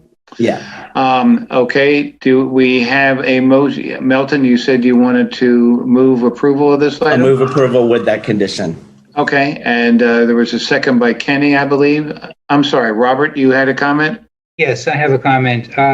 The way the United States Postal Service is servicing their customers today does not necessarily mean that if you mail a letter, it will be received. I had a lot of statements from credit cards that just never got to me over the last couple of months. And when you speak to the post offices, well, we had some problems. You talk to the credit card companies. Well, we're having problems with the mail and so on. Maybe there's a way not just to mail a letter, but to send a letter where we know that they have actually received it. Registered mail. Probably. There you go. Yep, or certified return receipt, something like that. Okay, Howard, you had a comment? Yeah, I was just trying to look this. I was trying to look this up on Google Earth, and I don't know if it matters for the voting on this, but it says bounded by Northeast 8th Avenue, or is it supposed to say 18th Avenue? It should be 18th Avenue. It should be 18th. Okay, so are we voting on, because it says here in print, 8th Avenue? No, it can't be right. It's got to be 18th Avenue. What I have in my hand says 8th Avenue. Debbie? If we've got that, hold on just a quick second, sir. What do I have it on the presentation? It should be 18th, sir. This is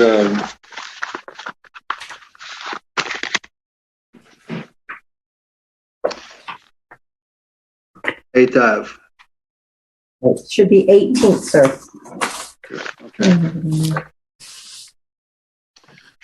Okay, I think that's the correct address. Okay, we have a motion, unless there's any other comment. We have a motion by Melton. Mike, may I ask you, I'm sorry, Mike, I just want to ask Derek, you're familiar with mailing out and everything else. Don't we mail these, like if we're going to change the zoning, wouldn't these people be notified, Derek? Absolutely not.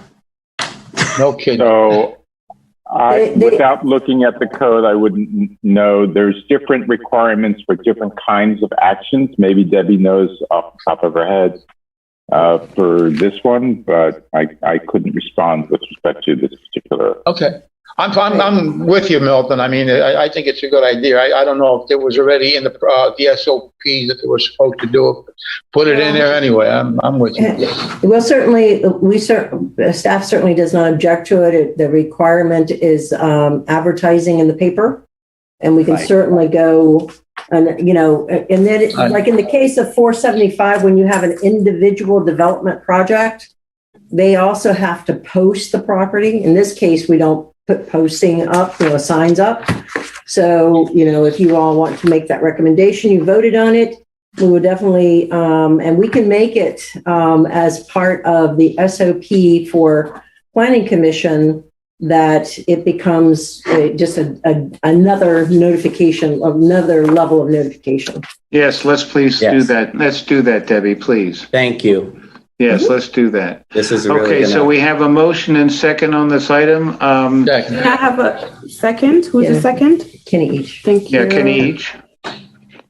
Okay. All in favor, say aye. Aye. Aye. Okay. We don't need a roll call on this, right, Gary? It's only.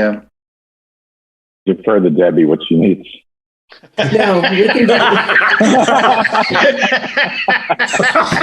it's so much I need. I mean, I just don't open the door. Don't open the door. Actually, this could be just a straight 5-0 if you all. Okay. We don't need to do a roll call on this one. Okay. All right, Debbie. Next item.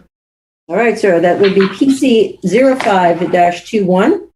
An ordinance of the mayor and city council of the city of North Miami, Florida, amending chapter 29 of the city of North Miami Code of Ordinances, entitled Land Development Regulations, at Article 1, entitled General Provisions, specifically at section 1-106, entitled Official Zoning Map, to extend southward the boundary of the special development. And again, this has 8th Avenue in it.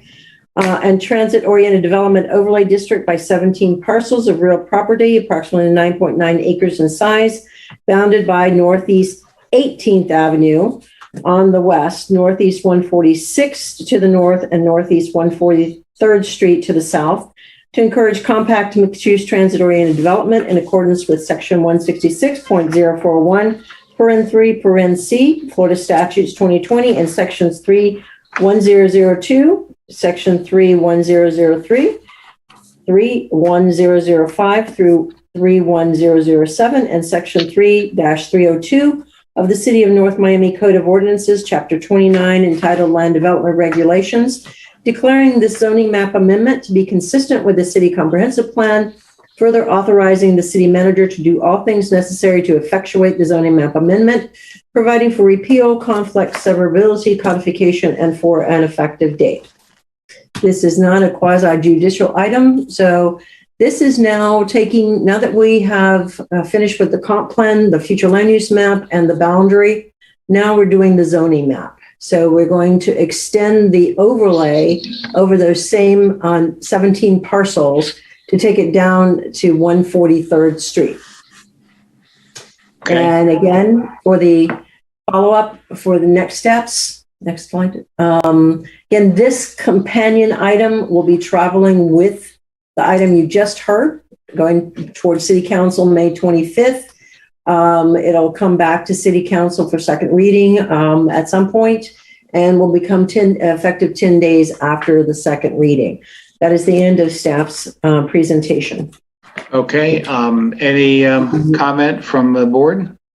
So this just basically changes the zoning map. This is where it gets confusing because we have multiple different layers, and depending on which layer you look at, the different zoning, we get confused. They're not being changed to an R6. You already clarified that. Yes, sir. So just then the map is what we're changing, but I'm sorry, I'm confused as to what. Okay.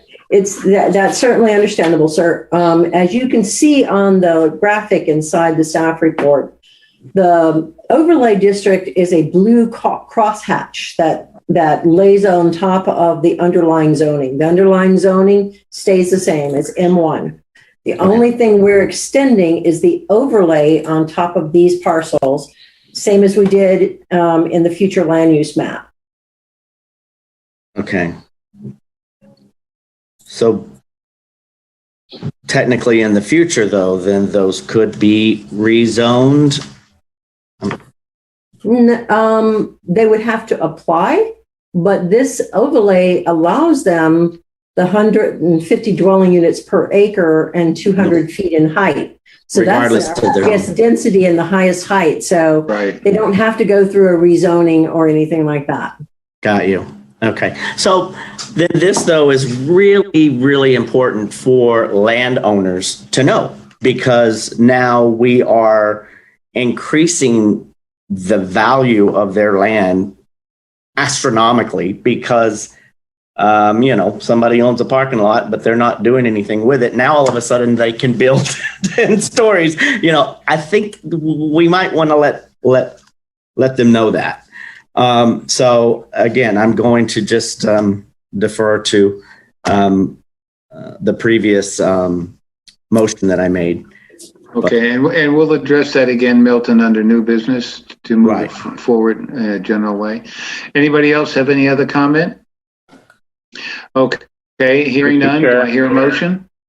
Mr. Chair, before you do that, I'd just like to comment on the change in the boundary from 8th to 18th. Because the area that we're acting on is lesser included than the area that was advertised. If you think about 8th Avenue as including more area than would be included with 18th Avenue, then we're sort of taking an action on a lesser included area. And that's why I feel comfortable going forward with the modified boundary. Okay. Just wanted to take that for the record. Thank you, Mr. Held, for that clarification. Okay. All right. Again, do I hear a motion to approve the item? I'll make a motion to approve. Okay. Made by Mr. Goodwin, seconded by Mr. Reach. Any comment? If not, all in favor say aye. Aye. Opposed? Okay. All right, Debbie, next. Okay, we are on our last item, so I appreciate your patience for us today. We'll have a couple of big, next meeting is going to be fairly large as well. So this item is PC 06-21, an ordinance of the mayor and city council of the city of North Miami, Florida, providing for a text amendment to chapter 29 of the city of North Miami Code of Ordinances by amending Article 4, Division 2, entitled Zoning Districts, specifically at Section 4-203, modifying dwelling unit sizes for mixed-use projects and establishing maximum unit size for detached accessory dwelling units. Article 5, Division 1, entitled Accessory Uses and Structures, specifically at Section 5-101, entitled Accessory Uses and Structures Permits Required, to allow detached accessory dwelling units in the R2 zoning district, and Section 5-102, entitled Accessory Dwelling Units, to establish standards for detached accessory dwelling units, and Article 7, entitled Definition, amending the term affordable to require identification and publishing of surplus property suitable for affordable housing, providing for repeal, conflict, severability, correction of scrivener's errors, codification, and for an effective date. Again, this is not a quasi-judicial item, so I'll start with my staff report. This particular ordinance is sponsored by Councilman Galvin. He really is interested in having the city utilize as many tools as possible to encourage affordable housing. No, audio. I lost the audio. Uh-oh. Can you hear me? Yes, I heard Councilman Galvin and then I heard nothing. Oh, okay. As I said, this is Councilman Galvin is the sponsor. So with that, he is looking at the size of the dwelling units. Currently, we have a very large, fairly large dwelling unit minimum size at 750 square feet. We do allow certain districts to go down to 500 square feet, or as it's currently written in the NRO, up to 20% of the units can be 550 square feet. So we wanted to take a look at only those projects that are mixed use development within the NRO, the planned corridor development, and the PD districts, and reducing that minimum size to 500 square feet, which now matches the two overlay districts that we have, the North Miami Transit Station overlay, as well as the special development and transit-oriented development overlay district that we just spoke about. We also looked at where they could go. And at this point, we've got some definite standards that we want to share with you. One is that they are only allowed to go in R2, that there's a maximum of one detached accessory dwelling unit per lot. Next slide, please. That there's a minimum unit lot size of 12,500 square feet, which is essentially double of the minimum lot size that we have now. The unit size, it would be a maximum of 400 square feet, or 25% of the dwelling unit, whichever is smaller. The design requirements in the ordinance speaks to how it has to look similar externally in design and color as the primary dwelling unit. The height and setback is going to be the same as the principal dwelling unit. It needs to have the right drainage. Our code currently has parking requirements for accessory dwelling units. So for a single family home, you need to provide 2 parking spaces. So if you wanted to be able to do an accessory dwelling unit, you would need to be able to provide a minimum of 3 parking spaces. The utilities can be, you can either, for example, water and sewer. You don't need to have separate connections, but you can. You would have to extend the lines in to connect to your prime lines. So the cost would be you'd have to connect. You cannot be on a septic tank. It has to be sanitary sewer system. There's occupancy restrictions in there that the property owner has to live on site. They can either downsize, for example, and move into the ADU themselves and rent out their home, or they can rent out their ADU. There are other occupancy restrictions specific to, seniors or people who are making a certain amount of money. We have noticing right now, it's envisioned as working the same as when someone wants to place an RV on their site. There's a notification to the adjacent property owners that an application has been received and this is being considered. And they have to come in with the application with the adjacent property owners already approving that ADU to go in there. There's annual monitoring that has to occur. There's monitoring that, and there's restrictive covenants that they'll have to sign that will go with the property. And they would need to get a certificate of use and a business tax receipt if they're going to rent out the ADU itself. Next slide. So again, this is a busy council agenda. It's supposed to be on the 25th of May. It may get moved to June, which is another reason why the second reading, the city council second reading is still TBD. And again, this is another one of those that becomes effective 10 days after the second reading. With that, that's the end of my presentation, sir. Okay. Any questions from anybody? Yes. Robert? Yeah, Robert, go ahead. Okay, the accessory dwelling unit, who may occupy that unit? Somebody who's not necessarily a family member, just in the R2 district, you can build one of these things once it's properly permitted and so on, and then you can have a tenant. Is that correct? That is correct, sir. But they have to meet a certain income, or they have to be seniors.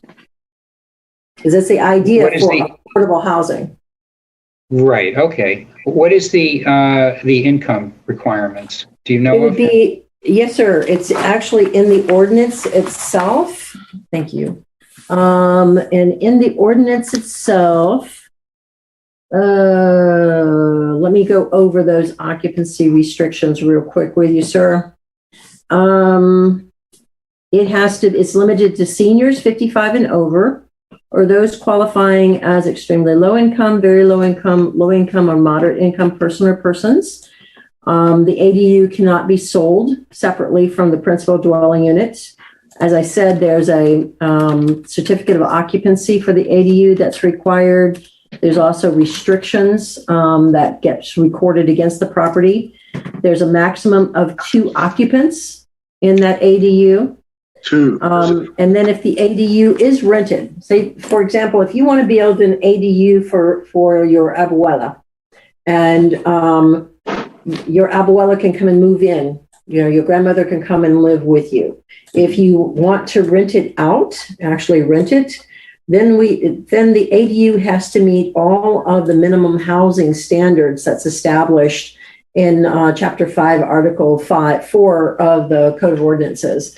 And that deals with everything from, trying to think of all the things that's in there. Everything from, sprinklers to other items like that. So if it's just for your a family member, it's a different, that's different. If you're going to rent it out, you have to qualify. Okay, so a maximum of 2. The parking would be where? On the property itself, I would assume. And if you can't fit it, you can't have it. So, yeah, right? Is that in the front, or is that outside, or what would that be? Where your parking is now currently, and where you can parking. because we have very specific places parking can go and places where parking can't go. So they'll be submitting site plan where the parking's going to be, where the unit would be set back. So it would be the same as building a new structure. They have to meet all of these standards. Is it separate utilities, as you mentioned?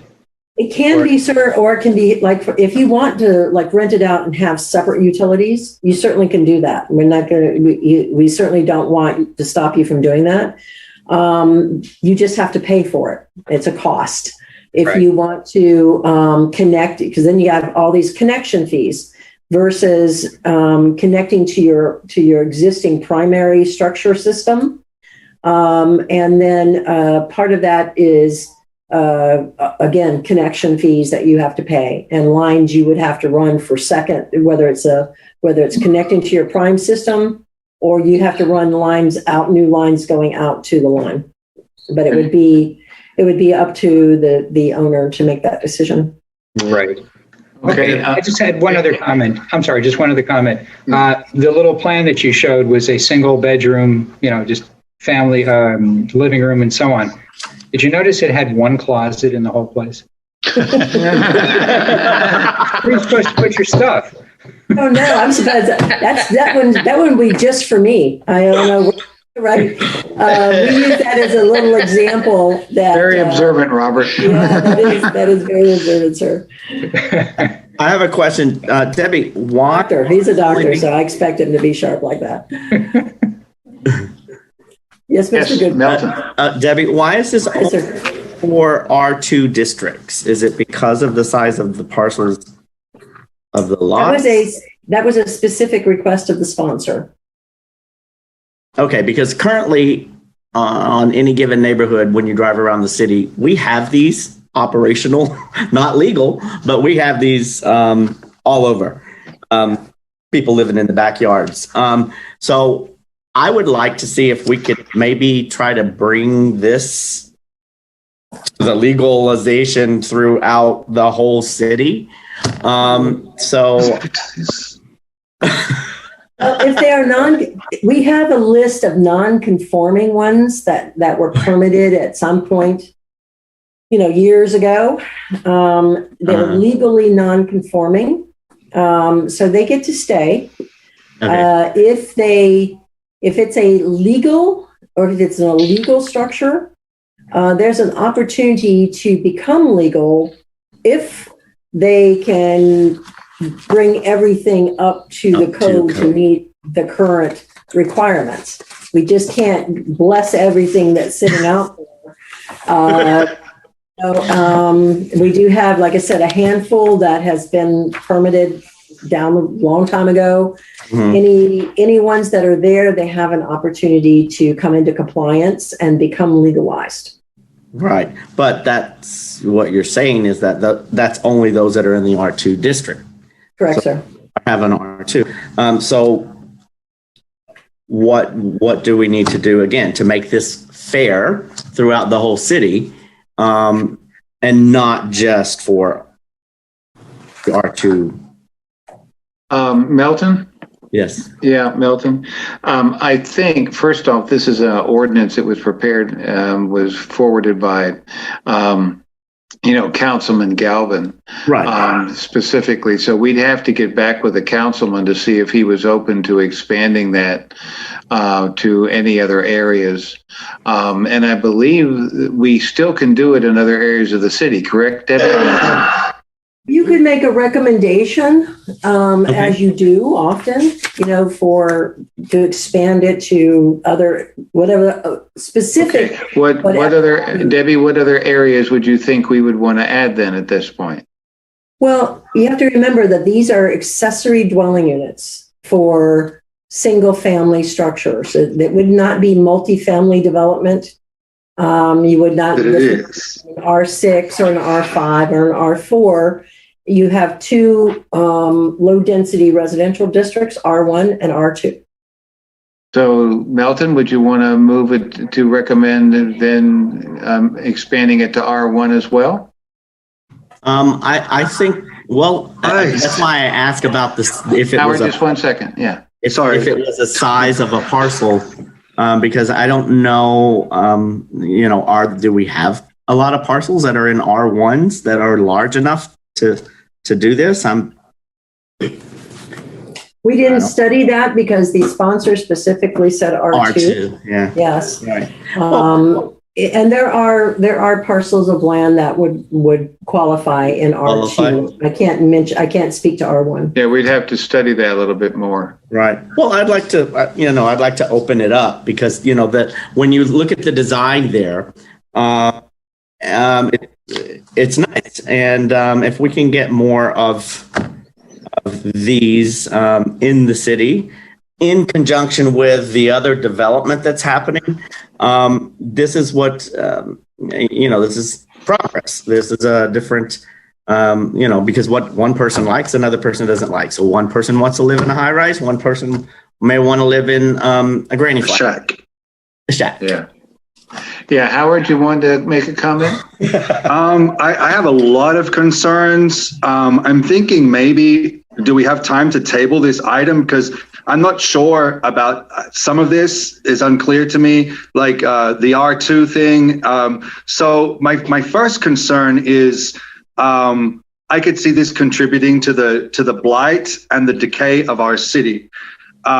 Because we already have, I don't know if you guys realize the reality of, I have employees that will rent a room in North Miami, and what you have is multiple bunk beds with 4 to 5 people per room with 15 cars in a house. And this is the reality already now.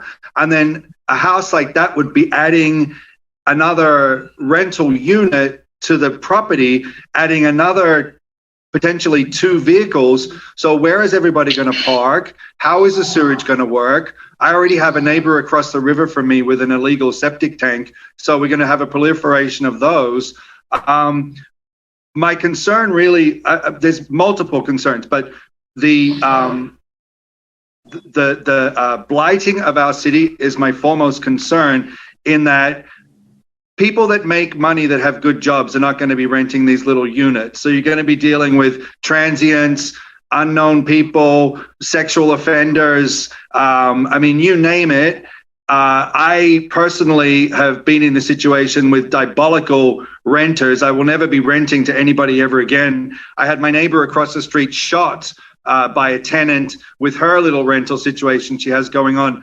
And we're already dealing with the proliferation of short-term rentals that are devastating our quality of life right now, with like the dancing naked girls on the roof and the loud music all night.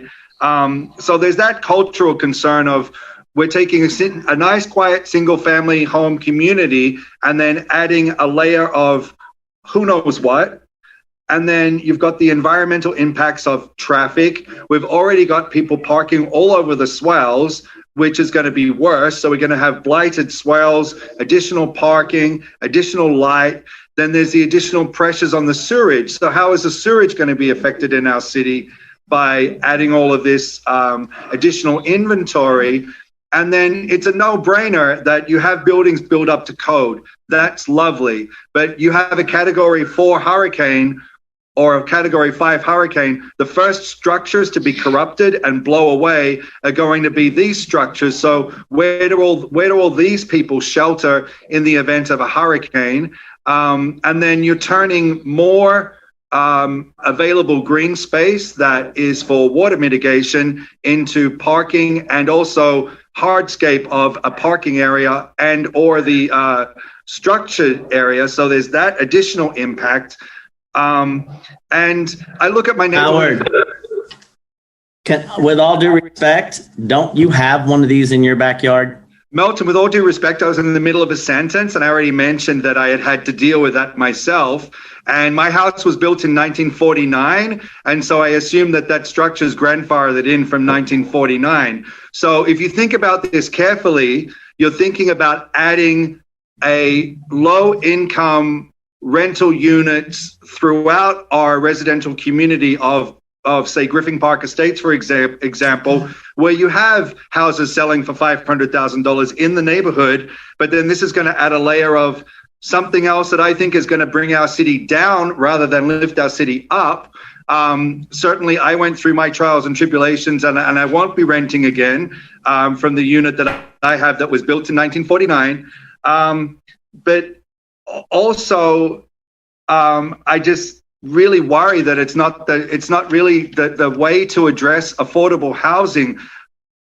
If you look at the reality of sea level rise and climate change, for God's sake, we have to get people off the ground and into towers and out of flood zones. We can't be building shacks in flood zones for people to drown. It's the wrong direction to go. And we're at a time in climate change when we cannot afford to be making mistakes. And I would see this as a huge mistake for our city without knowing further information. And with all due respect for Commissioner Galvin, who I respect and admire greatly, I think this is a really bad idea. So yeah, Debbie, I know there seems to be some, obviously some passion against this, and also from Mr. Melton, questions about, what we can do to even expand it, perhaps. So this sounds to me that perhaps we should table this. So that we can get more in depth on this. I know that some cities who have, have these kind of units, I believe Hollandale or Hollywood is one of them, where you have to prove a relationship. In other words, you just can't rent. If you want to put in a small, very small unit, it has to be what they call a granny unit or something. Grandmother, grandfather, so there has to be a proven relationship, direct relationship. And I think they even have a category. I think it's like brother, sister, cousin. I mean, they don't say somebody that's 5 generations removed, but that they can't prove. So maybe, what is the board's feeling? Should we table this until? If I may, Mr. Chair, if I may. Yeah. To table it, there'd have to be a good reason to table this. Well, I think we have 2 pretty good reasons, Debbie. I think we have a passion against it, and I think we have a member who wants to expand it. So you have the opposite polls here, and I think that tabling it I think there's some, so there are 2 very good reasons right there to table it. Well, I would need direction as to why you would want to table it instead of making recommendations to council. 1, to either not do it, or 2, add that condition of as you were mentioning. Well, I think Debbie, I think it would be for us to, and for staff to examine this a little bit more as to what the experience is in other cities.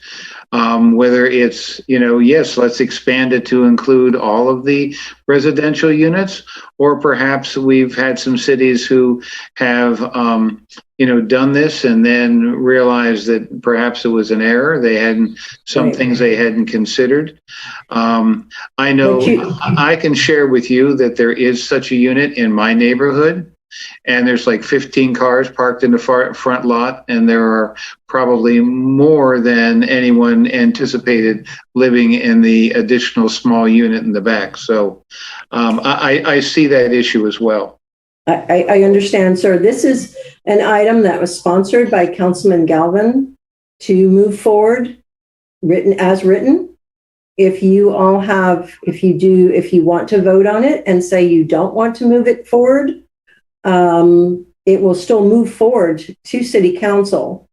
You're an advisory body, so if you want to table it for a specific reason, I'm not sure how that's going to work. So I'm racking my brain right at the moment as to how this would work when specifically sponsored by a councilman as written. If you want to make a recommendation that council not move this forward, or I'm just struggling with what Or not your move it forward in outcome its is. current. Yeah. Debbie? Yeah. So I'm listening to you guys, and I'm trying to help you come up with something that makes sense for you. Deb? Mr. Chairman? Yes. Kenny? May I suggest that we've had this before, if you recall, when we were doing with the FIU, Mike? Yes. Why don't we ask Mr. Galvin, table this and ask Mr. Galvin to come to the next meeting on this, on the next meeting on the Planning Commission. Therefore, we can make probative questions and bring up our concerns. And at that time, he can address different changes if we see fit. Let him know our concerns. Instead of just saying, no, we're not going to go along with this, ask Mr. Galvin to come by for clarity, for clarification. We've done that before. I think when it was the Chinatown deal, that was the last time many years ago, and we tabled it and we asked Alex DeSume to come before the Planning Commission and explain things. So why don't? And I'm sure that this was done with the best of intentions. Howard brought up some good points. Melton brought up some good points. You brought up some good points. I completely concur with what you're saying. You don't want 15 people living and the next thing you got 6 cars out there. And I seen this situation before when I was in Illinois, but we had a way of controlling it up there. I think, Debbie, that Kenny might be onto something here. I think that's what we should do. Listen, we all love and respect Councilman Galvin. He's been a wonderful, wonderful councilman, and we certainly, appreciate everything that he's done and all the things that he's done and all the things that he tries to do on behalf of the city. So, maybe just, but there is some serious diversion here. We have, Melton, who's saying, let's expand it to include more districts. And we have Howard, who has brought up some definite concerns. So perhaps we just don't have a full grip on what Scott is trying to do with this. So maybe if he, would join us at a future meeting and just sort of like listen to Howard and listen to Melton, and maybe he'll add in district, or maybe he'll add some restrictions, so to get the board a fuller understanding of exactly what his thinking was on this. Kenny, I'm sorry, would you want to add something? Yeah, I was going to say, in the interim between this meeting and the next meeting, or the next time Howard can have the chance to address Mr. Galvin, and Melton can also address Mr. Galvin individually. I believe council. If that, Gary, would that be permissible? Yes. Okay, so I would think we should do it like that. That way, we're not slapping somebody in the face, or this is the right way to go. This was done out of the best care and sincerity for human beings, and we can get through this and do it right and preserve our property values and not have bums living in the neighborhood. Yeah. Well, I may, prior to commission action, we do have a public comment. I see a hand raised by a Geo. Did you already open this up to public hearing, sir, and you had no comments? No, I did not open up the public hearing yet, no. Okay, so we have to wait. But our council wants to make a comment, Gary? Yeah, so I was going through the code, and just to be clear, and without stating either way with regard to the substance of it, under section 3-1006, Planning Commission review and recommendation, the Planning Commission may continue the item if more information is needed for a decision. It wouldn't be a tabling, it would be a continuance of the item. Okay, continuing. Yeah, that's where I was going when I was trying to get to you guys, is that at this point, you should not table something. It should be continued. And if you've got specific issues like Howard does, that you think would make it better, I'm sure that staff is certainly open to any of those, as long as the sponsor is fine with those changes. So, yeah.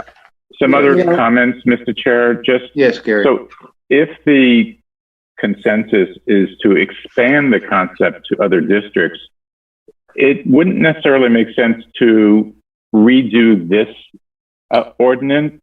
It would be to allow this ordinance to go forward and then initiate another ordinance dealing with other zoning districts.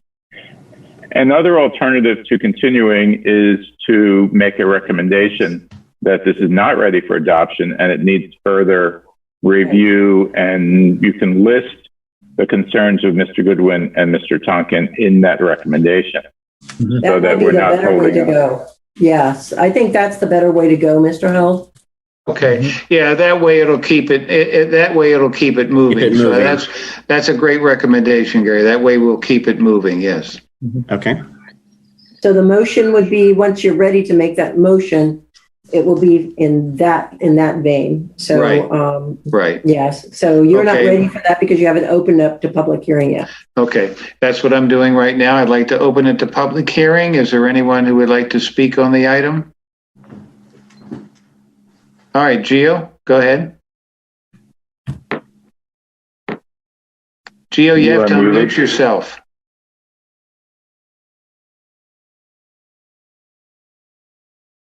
Sorry about that, guy. Okay. Sorry about that. Yes, Gio Darter, 12500 Northeast 4th Avenue. And yes, this is a very sensitive issue. I think that a lot of regulations have to go into this ordinance, I think, because it could really backfire. It could be good. And at the same time, it could really be awful for the city of North Miami. Again, as both Milton and the other gentleman said, the pros and cons are very strong. And again, it does open up itself to some really bad construction, and also because we see it, as you say now, with these illegal additions. And so if it does go forward in any way, there has to be a real breakdown of what is code, what is up to code, who can, how can they, with the lot size, all that has to go in. Otherwise, you can have people putting chicken coops in every backyard. So it has to be very, very careful how it's worded and very, very detailed. And before the motion goes forward. So people, especially residents, can look at that and also have their voice heard. So that's me for now. That's my opinion. Okay. So how do we craft this to move it forward with both Melton's and Howard's concerns? Well, I personally think that it is outlined quite well by, in the ordinance is outlined very well. But you want to add, you would like to expand it to R1. But I think if we could just have them consider expanding it to the other districts as well. Okay. Be specifically R1. R1. Yeah. You'd have to say specifically R1. Yeah, so the motion would be to approve with the following concerns. One would be the expansion of the ordinance to R1, and then Howard, your concerns to be included in the motion. Yeah, but can I just vote to disagree? I mean, yes, you can just not vote. Yeah, you can just. You can vote to disagree. Well, I don't quite understand what we're doing, Mr. Chair. I don't quite understand what we're doing. We're trying in listening to what council has recommended, that we move the item forward with the attachment of the concerns of Melton and of Howard, to this ordinance.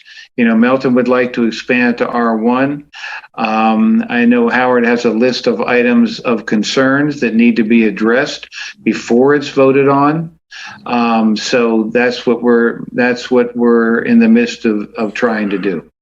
I thought we were going to, may I make a statement? Sure. Okay. Council, Gary, I thought we were going to continue this item for further clarification and input and then have all of these discussions at that time. Either way you proceed is up to you. You have all these options available. So, Mr. Chair? Yes. I would make a recommendation that we do that for further clarification. Is that a motion? Is that a motion? Yes, I'll make that as a motion. That we move this item forward for further clarification from the author. Okay, I'm not sure. Are we talking about continuing the item to the next meeting? Continuing the item, yes. Okay, to continue. And you would like clarification? For further clarification and input. Of what? And discussion. Okay, so you need to tell me, I need a list of what you need clarification on. Cultural and environmental impacts. Environmental impact, expanding it, there's various questions. I don't know why we need all of that in there. For a Melton suggestion that we expand it. Right. Howard's suggestion that there's going to be different impacts into the neighborhoods. And we want to get clarification and, further suggestions from the author. And so what you would like is to continue the item. Yes. He's the sponsor. He's the sponsor. And perhaps, as was suggested earlier, to have Councilman Galvin come to the next meeting for... Give us the input, yes. And hopefully Howard and Melton can talk with Scott between now and then. William Jennings Bryan once said, when common sense and the law collide, let's always hope that common sense prevails. What's wrong with all this stuff out here? Yes, Robert. I'm sorry, Robert. Yeah, I have significant concerns about building of small homes in the back of other homes, thus doubling the population of certain areas possibly. Yeah, that's a good one, Robert. This is something that needs to be studied a little more carefully than saying, okay, everybody can build another home behind their home and rent it out. Everybody. I think we really need to take a look at this. We need to further explore how this would impact certain areas. We don't have the information in which to make an intelligent decision at this point, from my point of view. I don't have all the information to diagnose this patient yet. We need to do a little more lab studies. Okay, so if I may, Mr. Chair, if I may, staff drafted the language based upon the request from Councilman Galvin. Staff can provide you with the explanations you may need and what other information you may be looking for. Then I need to know, what is it specifically you want to know more about? For example, utilities, the connection to our system, it would have to go through Public Works to get approval. It's like any new development, it would have to have all of those same things, including drainage, so that they will have to provide proof that they have enough open space so that they can retain the drainage on site. Debbie, I don't think that those are the real... I don't really think that those are some of the concerns, but listening to Howard and to Robert, I don't think that those are the structural concerns are good and needed, but I think there's a lot more philosophically that we have to address as to in listening to Howard and Robert, and correct me if I'm wrong in interpreting your comments in a wrong direction.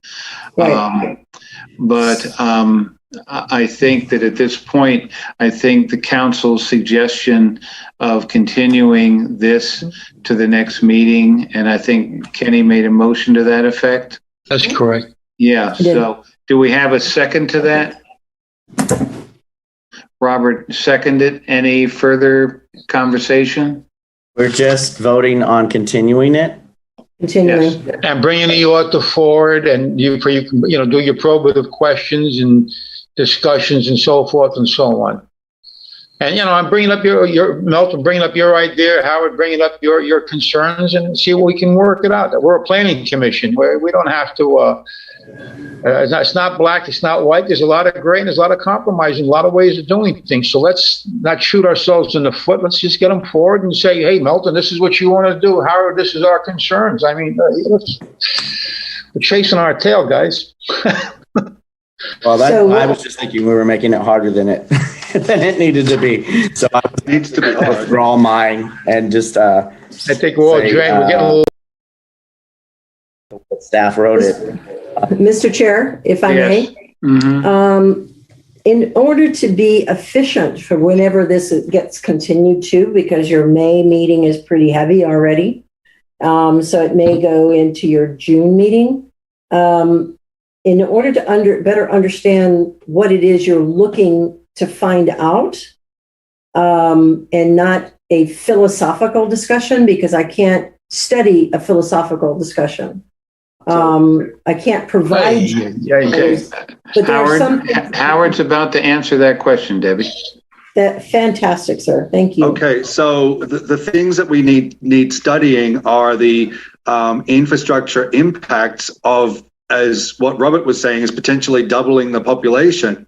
You know, if you have an elderly person that's going to build a unit in the back of their house and they rent it out to 2 bartenders, then you just tripled the population of that house. So what is the water, sewage, parking, traffic, all of those impacts potentially for our city? I just see this potentially blighting our city, like taking it in the really wrong direction. Did you also want to hear how other cities are dealing with this issue? Mr. Tonkin, I thought I heard that at some point. That wasn't what I raised, but I mean, I'm already concerned about the, you know, we have rules with regard to short-term rentals, but we have short-term rentals going on regardless because apparently it can't be enforced. So, I mean, what are we opening ourselves up to? As, you know, everybody talks about, oh, we're a quiet single-family home community, and then we don't want to have high rises, but then let's just put shacks everywhere. I mean, it's just, I don't see this as a good thing for the city, you know? I mean, it just sounds like hurricane nightmares, you know? That's very good, Howard. That's good. Well, you do know that one thing I can alleviate the concern about the hurricane resiliency is that the newer structures that are coming in, they would have to be built to hurricane standards. Right, but a Category 5 would blow it away. I mean, period. At least we can deal with that piece of it. That is new construction, so it would have to be permitted according to building code. But some of the other questions you have on the infrastructure impacts, I just want to make sure I'm giving you feedback so that we make sure staff is hearing you. It's looking at the impacts, because remember now, this is a minimum lot size of 12,500 square feet. We can take, we don't have a whole lot of those size in R2. So it wouldn't essentially be doubling the population, but it would certainly add more people. So we would have to look at maybe map out all of the 12,500 square foot parcels of land that are in the city that could potentially accommodate an ADU. Look at the numbers, look at the infrastructure then based upon those numbers. Right, and the loss of green space in the additional hardscape as well. Yeah. All of it. And you know, something that just occurred to me that in listening to Howard, you know, there's no part of that ordinance that restricts them from, you could have, if you had several 12,000 square foot lots on a block, say 5 or 6 of those right together on a lot. And I know in my neighborhood, we have that would not prevent every single house from putting an addition in the back. Now, there's no limitation on how many you can have in any one neighborhood. So essentially, everybody in one neighborhood with a 12-foot lot could have apply for one of these units. And I got you. Into neighborhood. So what would be the restriction on the number of them in any one area? Whether it be a block or a neighborhood or however you would want to. Good point, Mike. That's really good. Yeah, that's good. Gotcha. All right. I think I have a better handle on what your concerns are, because like I said to you, I can't study anything philosophically, but I certainly can study hard numbers as far as the infrastructure and those type of things. As far as the whether you do it or not, ultimately that is city council decision. You all can make recommendation of either denial or approval with some sort of conditions when you're ready. But ultimately it would be city council decision regardless. So, we certainly could take a look at this just to provide you all with some additional information that would help you make a better decision. And again, back to my point in bringing up about this is happening already. It's happening already. If we make it to where it can be done legal, and it can, to your point, Howard, be done up to code to, like Debbie said, the hurricane codes are different now. If you look at the stuff that's out there now, it was done back in the 70s. Or your house, your property, for example. And it's a different building code now than it was then. So if we can modernize it, we're losing this opportunity to do it. Do you understand what I'm saying? If we can, it's happening already. It's going to continue to happen. Let's make it happen smart. And I think Councilman Galvin has really put a lot into this. Again, when you read through it, I don't see there's and the analysis is here. The only, for example, the lead paint is here. Some of the older properties that they have lead paint. Well, now you've got this, the new codes, and I just think that we're creating issues where we don't really know that there are any by delaying this. So, Robert, you wanted to say something?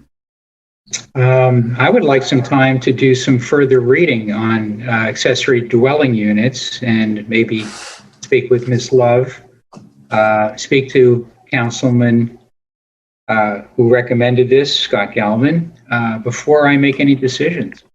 I don't feel equipped to make that decision at this point. I will voice an opinion that I'm concerned that this could get way out of control and turn single-family homes into multi-family homes across the entire city of North Miami.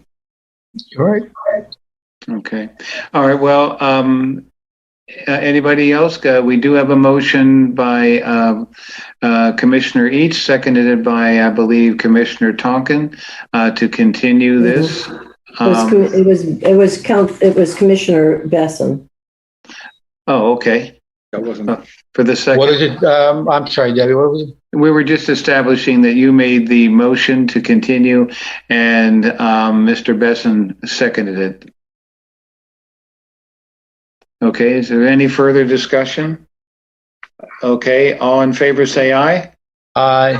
Aye. Okay. Opposed? Okay. All right. Motion. No. I oppose.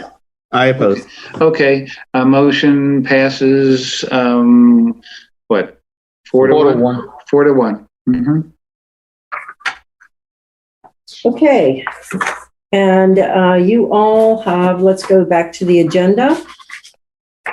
And I believe we don't have any committee reports. We don't have any old business, but I understand Commissioner Goodwin has some new business you would like to raise? Yes. Yes. Okay. So basically as I've mentioned, what I would like to accomplish and how we do this is to change the way that the city notifies residents, in particular, parcel owners when there are changes, be it zoning, be it map overlays, whatever, in that we require the city to not just post that in the newspaper, because a lot of people don't get. I never got the newspaper until I because I get my news other ways. So, but to require actual notification from the property owners that are directly affected by whatever change. So I don't know how we would word that, or how we would present it as an ordinance, or if it would just be a change to what is in there now. But I do know that I have been told that all that we are required to do is post it in the newspaper, and 2 weeks in advance. So that I don't think is doing any justice to. So, feedback. Mr. Chair? Yes, Mr. I seem to remember when there was some zoning changes. I think I was up in Illinois at the time, and Johnson & Wales was getting some zoning changes. They would mail me, because I was in the surrounding property, I would get a notice. That's what I was wondering. Isn't that in our SOPs? But Melvin says no. I mean, I'm just wondering, isn't that standard operational procedure?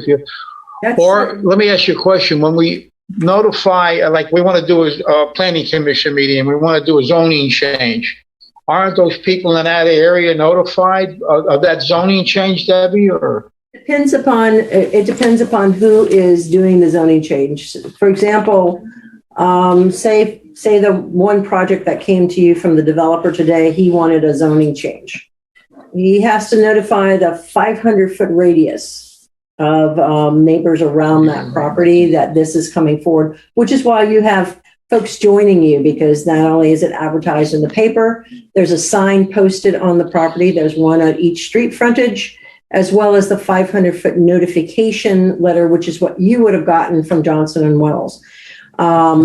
If we want to make it where the individual property owners, when the city goes to do a zoning change of some sort, that it goes beyond just the paper, is that I understand what you want is to say, I want those individual property owners who are directly impacted, not the 500-foot radius, but those property owners who own that land, that's going to be the subjected to that zoning change. You want them to be notified. That's all right. I think that's reasonable. Yeah. Okay. I think that's reasonable. That's reasonable. Sure. Mr. Held. So the city code actually provides for mailed notice, but it does it in certain circumstances and makes it optional in others. So it's, for example, it's required when a proposed ordinance that changes the actual zoning map designation for a parcel, then it's required. Also, I think there's another category. It's required for the adjacent or for the actual property? It's each property owner whose land the city will redesignate. So and all owners within 500 feet. Oh, so it's both. Okay. Okay, Melton. So you would like mailings to go out with all scenarios. Absolutely. Okay. I mean, I don't know how we as a city can feel like we're noticing if we're not. Annie. I was rezoned R6. I never got a notice. Okay. So that's an ordinance amendment. And I suppose the procedure is for them to recommend that to the city council to initiate. Yes. So, because if it's already an ordinance, then we need better oversight that that is actually being done by staff. Well, we have it, and it would be better to just make it applicable to all scenarios versus just some. Yeah. And then that makes sure that each and every time that happens. And then we can't get all these different all this chat going around the city that is being done under the table. We need to, we don't need that. Right. And more transparency is better. That's the word I was looking for. Yes, right. That's why we love people to come to our meetings, to share and talk with us. Yeah, absolutely. So what I hear from you all is that you all would like for us to take a look at the code, because as Planning Commission, you are, Mr. Held, verify this for me, would you please? But I believe they can actually proffer code changes to the LDRs. I can take a quick look at that.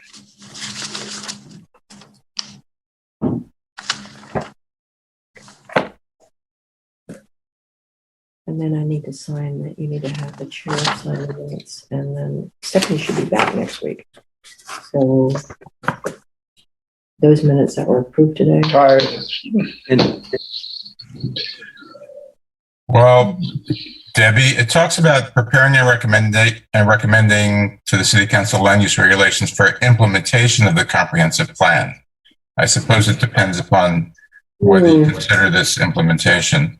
I don't see a problem with them making a recommendation to the council to direct staff to prepare an ordinance expanding mail notice under the LDRs and stating a few reasons, like transparency being one of them. Okay. So that's my recommendation, that you do a motion to the City Council. Motion from Mr. Melton. Would you like to make that motion, sir? Yes, motion to the City Council to create an ordinance that notifying property owners that are affected of any changes to their parcels. And well, Debbie, I'm sorry. Because you know what I'm trying to share. I do, sir. Yeah. Yeah. So we have a motion from Commissioner Goodwin to make a recommendation to City Council amending the LDRs to provide mailed notification to any property owners affected by any land use change. I'll have to think a little bit, make sure. I'll work with the city attorney as well as Mr. Held to make sure that we have captured what you're properly. But I believe, I think we've got that. Got it. Okay. Probably one includes surrounding property owners as well, or? Well, the surrounding, yes, we should go ahead and do both. And then do the 500-foot radius as well, regardless, because the 500-foot radius comes into play when you have a specific development on a specific parcel of land, and then the 500-foot notification comes into play. But if we can do both of them at the same time, it's great transparency. If you're expanding from a 50-foot height to a 200-foot height, the people next door might want to know. Right. Yes, Debbie. I just want to ask Debbie a question. With this resolution, that would mean when we're looking at now the Johnson Wales property to be rezoned from public use to whatever we're going to do it, everybody in that area would have to be notified, like on my street, so forth and so on? Right. That would be an automatic. That automatically is done. That type of thing is automatically all right, done. I want to make sure. Okay, all right. Like I said, when there's specific zoning changes to specific parcels, requested by like a developer or a property owner, then that's an automatic. So Debbie, I'll be honest with you. Thank God you're here, because years ago when that was changed from whatever the heck we were back then, 11 stories and 5 stories to public use. Nobody was notified on it. And I didn't know about it until you told me. I was looking at the land use map, and here I said, holy smokes, we're public use. Come on in. Well, you know, that was one of the issues that we had with the first item that we approved today, is that when we had our initial meeting, that a lot of people said we didn't know. We weren't told. So I think that Mr. Goodwin has a very, very good point. I think so. Yeah. Thank you. Yes, I think that's a great recommendation, Melton. Very good. Thank you very much. I think it'll help us all going forward. and okay, so Mr. Goodwin made the motion. Do we have a second? Second. Okay, Kenny, second. So any further discussion? All in favor, say aye. Aye. Any opposed? Okay, the motion passes 5-0. And it's time for adjournment, sir. Thank Yes. God. I make a motion to adjourn. Okay, I hope all of us at City Hall aren't locked in. Bring dinner. Yeah, right, exactly. Okay, thanks, everybody. Thank you very much, Debbie and Gary and Jennifer, too. Thank you. Yeah, thank you, everybody. Thank you. Oh, my God.